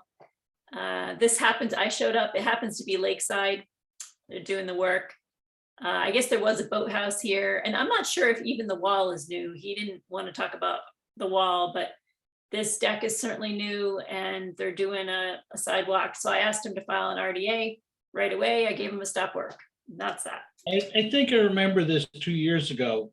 We did a emergency to take down the boathouse. Yeah. About And to then, go and I actually looked that up, Dan or Fred, and one of the conditions was that an NOI was to be filed for any new work. I mean, Yep. and this is, I think, this this amount of work to me could be an RDA, but if the wall itself is new and I don't have pictures, then it should have been an NOI. I don't know about the wall. Actually, it would have to be an NOI, and technically, That's well, not the I'm boathouse. not does, sure whether though. it's Chapter 91, because it was a boathouse, which means that it was in the water. Well, Yeah, that one, the deck is not over the boathouse, I don't think, because the boathouse is in the water. It yeah, was- no, this is, the deck is right, like 3 or 4 feet from the edge of the water. Yep, Right, I was just thinking that they had decided to cap over the boathouse. no, it's on land from the picture, but Okay, so can we have them take it Let's- down? Bottom 'Cause that picture. couldn't be built. let's see what we can do. That is obviously a new homeowner there that probably just doesn't understand or know. Mary, I would send them down the NOI road. Okay, Now, looking at it, yes, you're close to the water, but look, the amount that they're disturbing is just the sonotubes. yeah, that was my thought, but You know, so there's no excavation. The deck is somewhat permeable, so you don't have anything on that. So, you know, I can see going either way on that. and they're gonna do, he had some stringers here, I asked them what they were for, so there's gonna be steps going down from the deck towards the water too. I want to know if that wall is new, and if that wall is new, I want an NOI, Yeah, because that was disturbance done there. And I want to ask this board, the folks that have done this have been consistent violators as far as a construction company. I will just name 67 Colonial, 6 South Point Road, and various others. They are consistently not up to par. 84 Lakeview, no, not Lakeview. What's that road? Michelle, that's right next, not far from you. Lake, Lakeside. what is it? Which one are you talking about? Lakeside? is 84 one. Lakeside, there we go. I said Lakeview. So that can, that gives you an idea who's doing all these projects and not making sure the proper permits are pulled. I would say that we motion to issue fines levied against the construction company. Is that 15, Mary? yeah, I'm just like, it looks like, because this It is where looks the like the deck is. boathouse. Well, it looks like that's water actually, because they took it down. So I wonder if the water went all the way up there, in which case, that's interesting. So here's the aerial from 2013. That's when the boathouse was in, I guess. Yeah, but Yeah, it that's looks, what it I was doesn't kind of- look like it's over the boathouse though, because the boathouse looked like 2 sets of, I'll call it, just like cement blocks, and the water came up to a rear set of cement blocks. Huh, So it would have looked like an inlet almost, if you were looking at it from the land. So they're under stop work from us, and I believe Ted has been informed, no building permit was pulled for this either. yeah. So we there are need to- violations that stem beyond our purview, but I would like to know how did that get filled in? Like what went on? But a regulated activity has happened and no permit was pulled from us. Well, do we need to And this- go over there and look at it closer? Mary was probably. So on the- I think this needs to go on the next grouping of site visits, so we can get an idea of what's happened there. And once again, I will bring it to everyone's attention. I think that at this point, the construction company needs to be fined. Agreed. I agree wholeheartedly because we've tried multiple times to We've get them on the straight path by being Tried to nice. work with, yes, we tried explaining. to work with them, and any violation going further of this construction company working in our community, they need to understand, you either be compliant or you're gonna be punished. Given the lectures we gave them on South Point, their first Absolutely. call should have been to us to see if they had a permit because they could touch the water where they were working. Yep. Period. They Yep. should know better. So, NOI or RDA, I am open to either, but if there has been work done on the wall there, then that is NOI. And I want to know, If they're using the boathouse area, you're automatically in NOI, you're automatically in chapter 91. yes, Because yes, you're filling in the lake. Granted, it was dug out to put the boathouse in the first place, Yeah. but that You doesn't can't- give you the the fence. thing is you can't, you can't fill.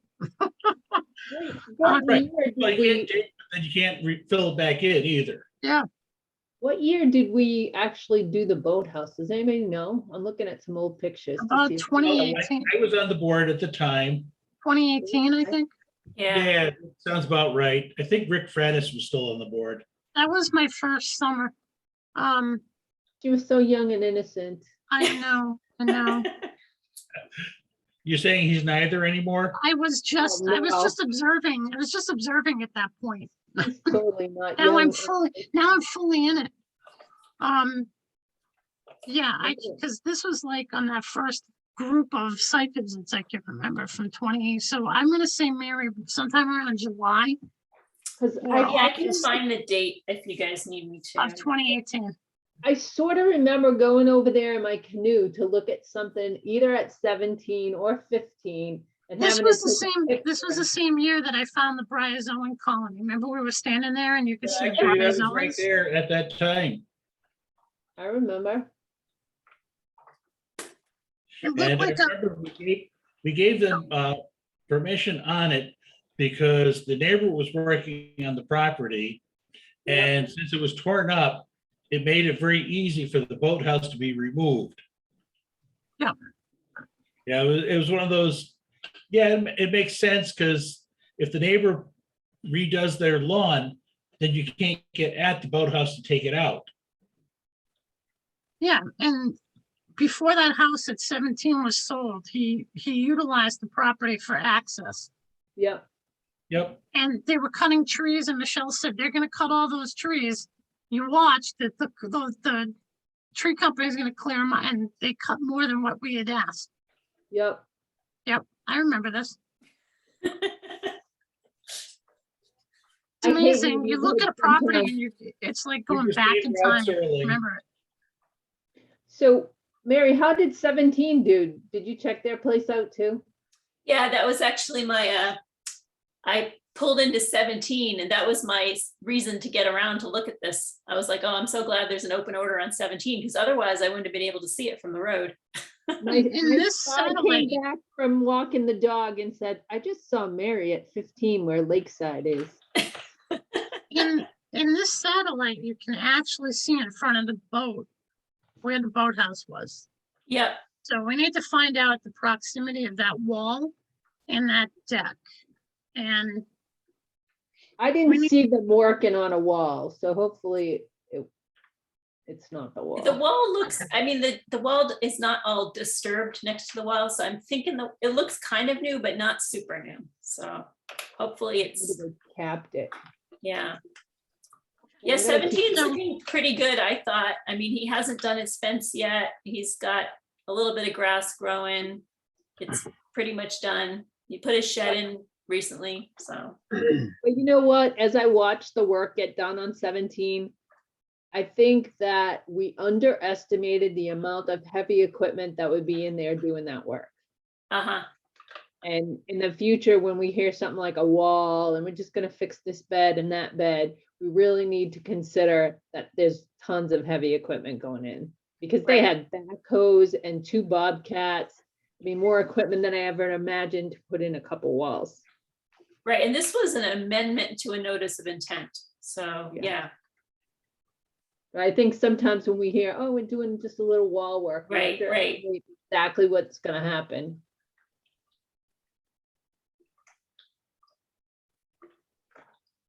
okay, So back to 15, we're looking to, if the folks at 15 don't get a filing into us, we will do enforcement on there, but in the interim, we need to file. We need to find, Lakeside. I Yeah, have you know what? pictures Can I just of say the something, boathouse. Michelle?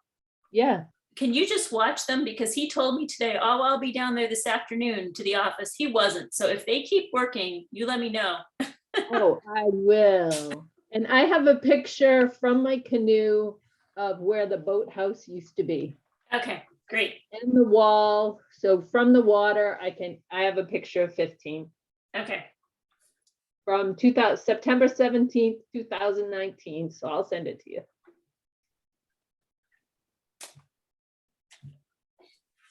We need to make sure that folks know that Michelle is not a direct abutter too. So I don't want, I'm thinking that a commissioner is overstepping their boundary. I am not a direct abutter. So we need to decide on fines for Lakeside. Well, we usually base it on per thing, right? Yep. Wow, that could be a long list.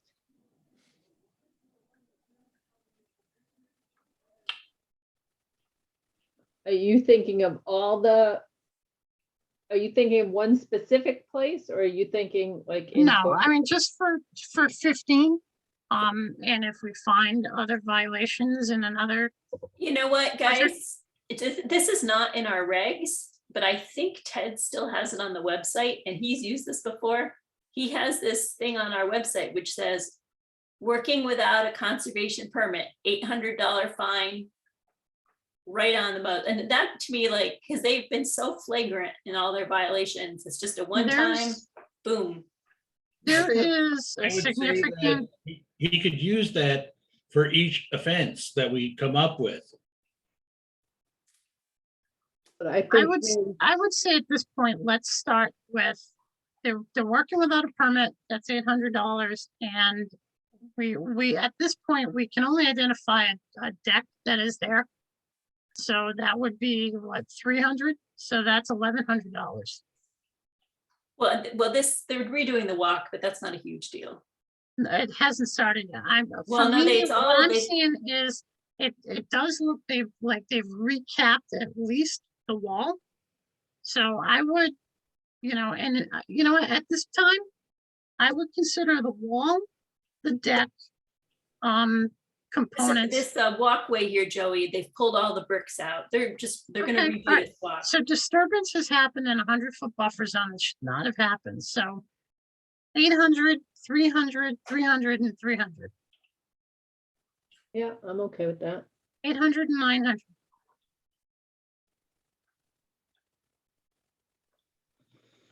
And if Joey, tell me where you came up with the 300s again. I'm just trying to remember. For each of 300 these for things. 300 for the walkway, 300 for the wall, 300 for the deck that we see. These are evident. These are, we can see these changes. And there was no permit filed.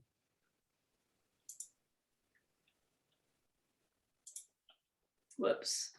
And we can, if they want to talk to us, then come to this meeting and explain to us why you did work without a permit, knowing you're in a resource area, and continue to do so.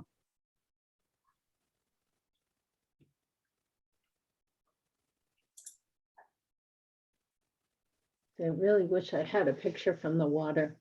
It's hard to compare the water picture I have with the pictures. And I you- think that it's appropriate for the homeowner to know that we did not at this point fine you, but here is a brochure on living with wetlands in Webster. Please understand that in the future, you must pull a permit for anything on your property, because that entire property is pretty much an 100-foot zone. Sure. So check in with us and say, hey, I'm planning on changing this, or I need to take this tree down, or I'm planting this, or big changes. Yeah, and I wonder if it's the same owner that talked about pulling the boathouse down. They should have known. They should know, yeah. Can figure But that out. we need to see a plan here. We need to, back to the homeowner and for the construction company. We need to see a plan. You need to have valid permits beyond conservation in this case. And I mean, this deck goes out on the shoreline. That's not even appropriate. So how much BVW got disturbed in order to put that in? Might want to check with Ted too, to see if they have a building permit. They don't. They I don't. already said that. Okay. That's why I said, Building permit. Why Yeah, bother? this blows me away. You're building and yet you don't have a building permit. Give me a break. And I'm tired of being naive. Oh, we didn't realize. Enough. These So folks don't. It's the same owner because they bought It in 2017. Okay. So these are the people that we permitted to have the boathouse taken down.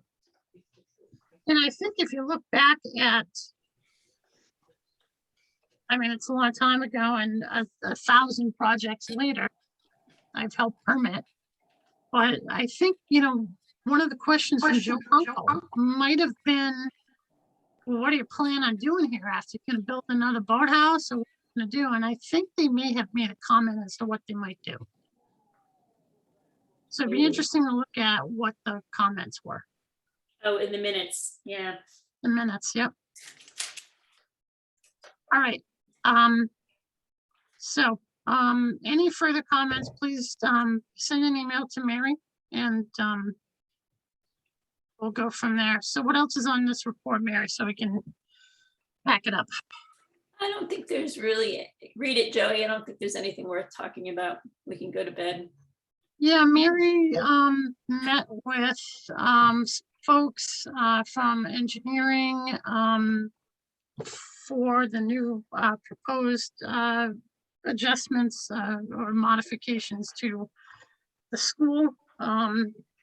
So she took a look at the proximity to wetlands and whatnot. Nothing's final, of course. Nothing is really, I think that they're, walking the wetland lines to see where they can put in certain things. So nothing major with that. The other item, I think erosion controls are pulled up on 54 killdeer.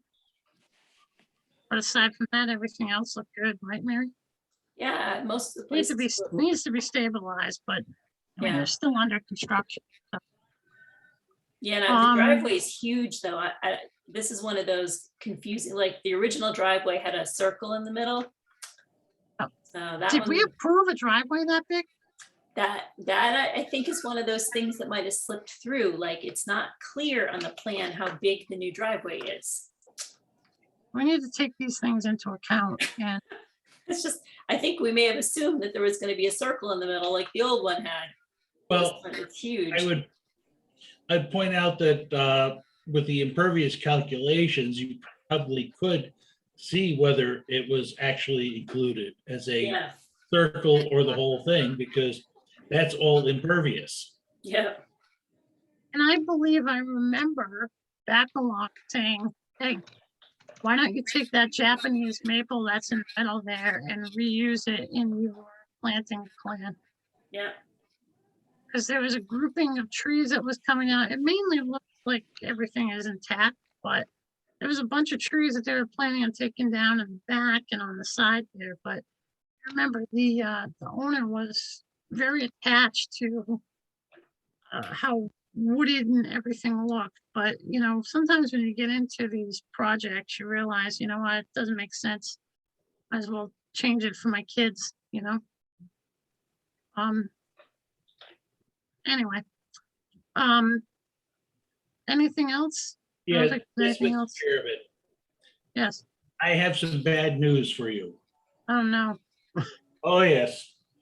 Well, we were dealing with 23 Lakeview Road way back. Yeah. So I went out and I pulled the license. Okay. Oddly, there are two completely different dock descriptions and maps that are in the same document on the same date. Great. One of them has approximately 6 dock slips. The other one has about 30. That's interesting. Okay. One is dated sheet 1 of 8, the other is dated sheet 2 of 8 from June 2014. Chapter 91, can you clear this up for us? Yes, that's exactly where I was going with this, Yeah. because both have license plan number 14273. But they are not the same plan. They're not even close to the same plan. One of them has a slip for the Indian Princess. One of them does not. They definitely One put of the them end. has the docks extending past the next 2 properties. And one of them does not, really does not. I don't know why, chapter 91 waterways would approve a configuration like this going right past the other 2 properties, unless in their application, yes, unless that's what I was just gonna get at, was that the 2 other adjacent properties where the docks are go across my property, and I'm not planning on doing anything right now with those, so. Yes, so the properties, I think there's 4 of them in a row on the right-hand side of this picture that are all owned by the same LLC. But the point of a chapter 91 is what, 20 years or whatever? So how can you make that call since they're independent lots? Well, I mean, a departure from what's been approved is an enforceable action, so I guess do a little bit of legwork on that, and we can figure that out. Yeah, the other interesting thing is the original simple dock showed a very large waterway or channel area between the docks of Indian Ranch and the lot at 23. The secondary plan, which is page 2, shows a much narrower channel with the dock coming out, and I'm going to guess that it was not a 50-foot dock.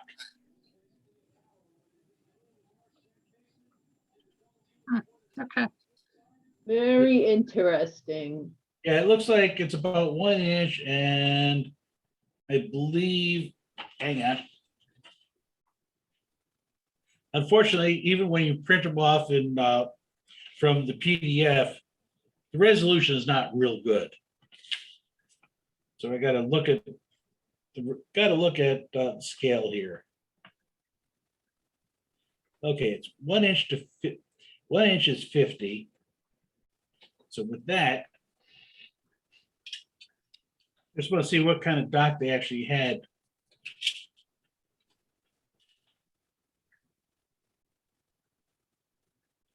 Look at the channels here. They actually do show. All these rills. All They the do show a erosion. 50-foot dock. And look at the plume of sand going into the resource area. You know what's really noticeable is the dock isn't even close to the center of the property. Yeah. Like not even close.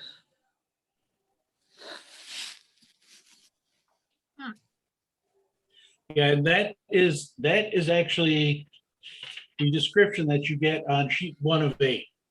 This is 2013, so. This one's actually 2014. Well, I'm just saying this aerial is from that year, so. I think the current one isn't even There you close. go. Look. Yeah, that I don't.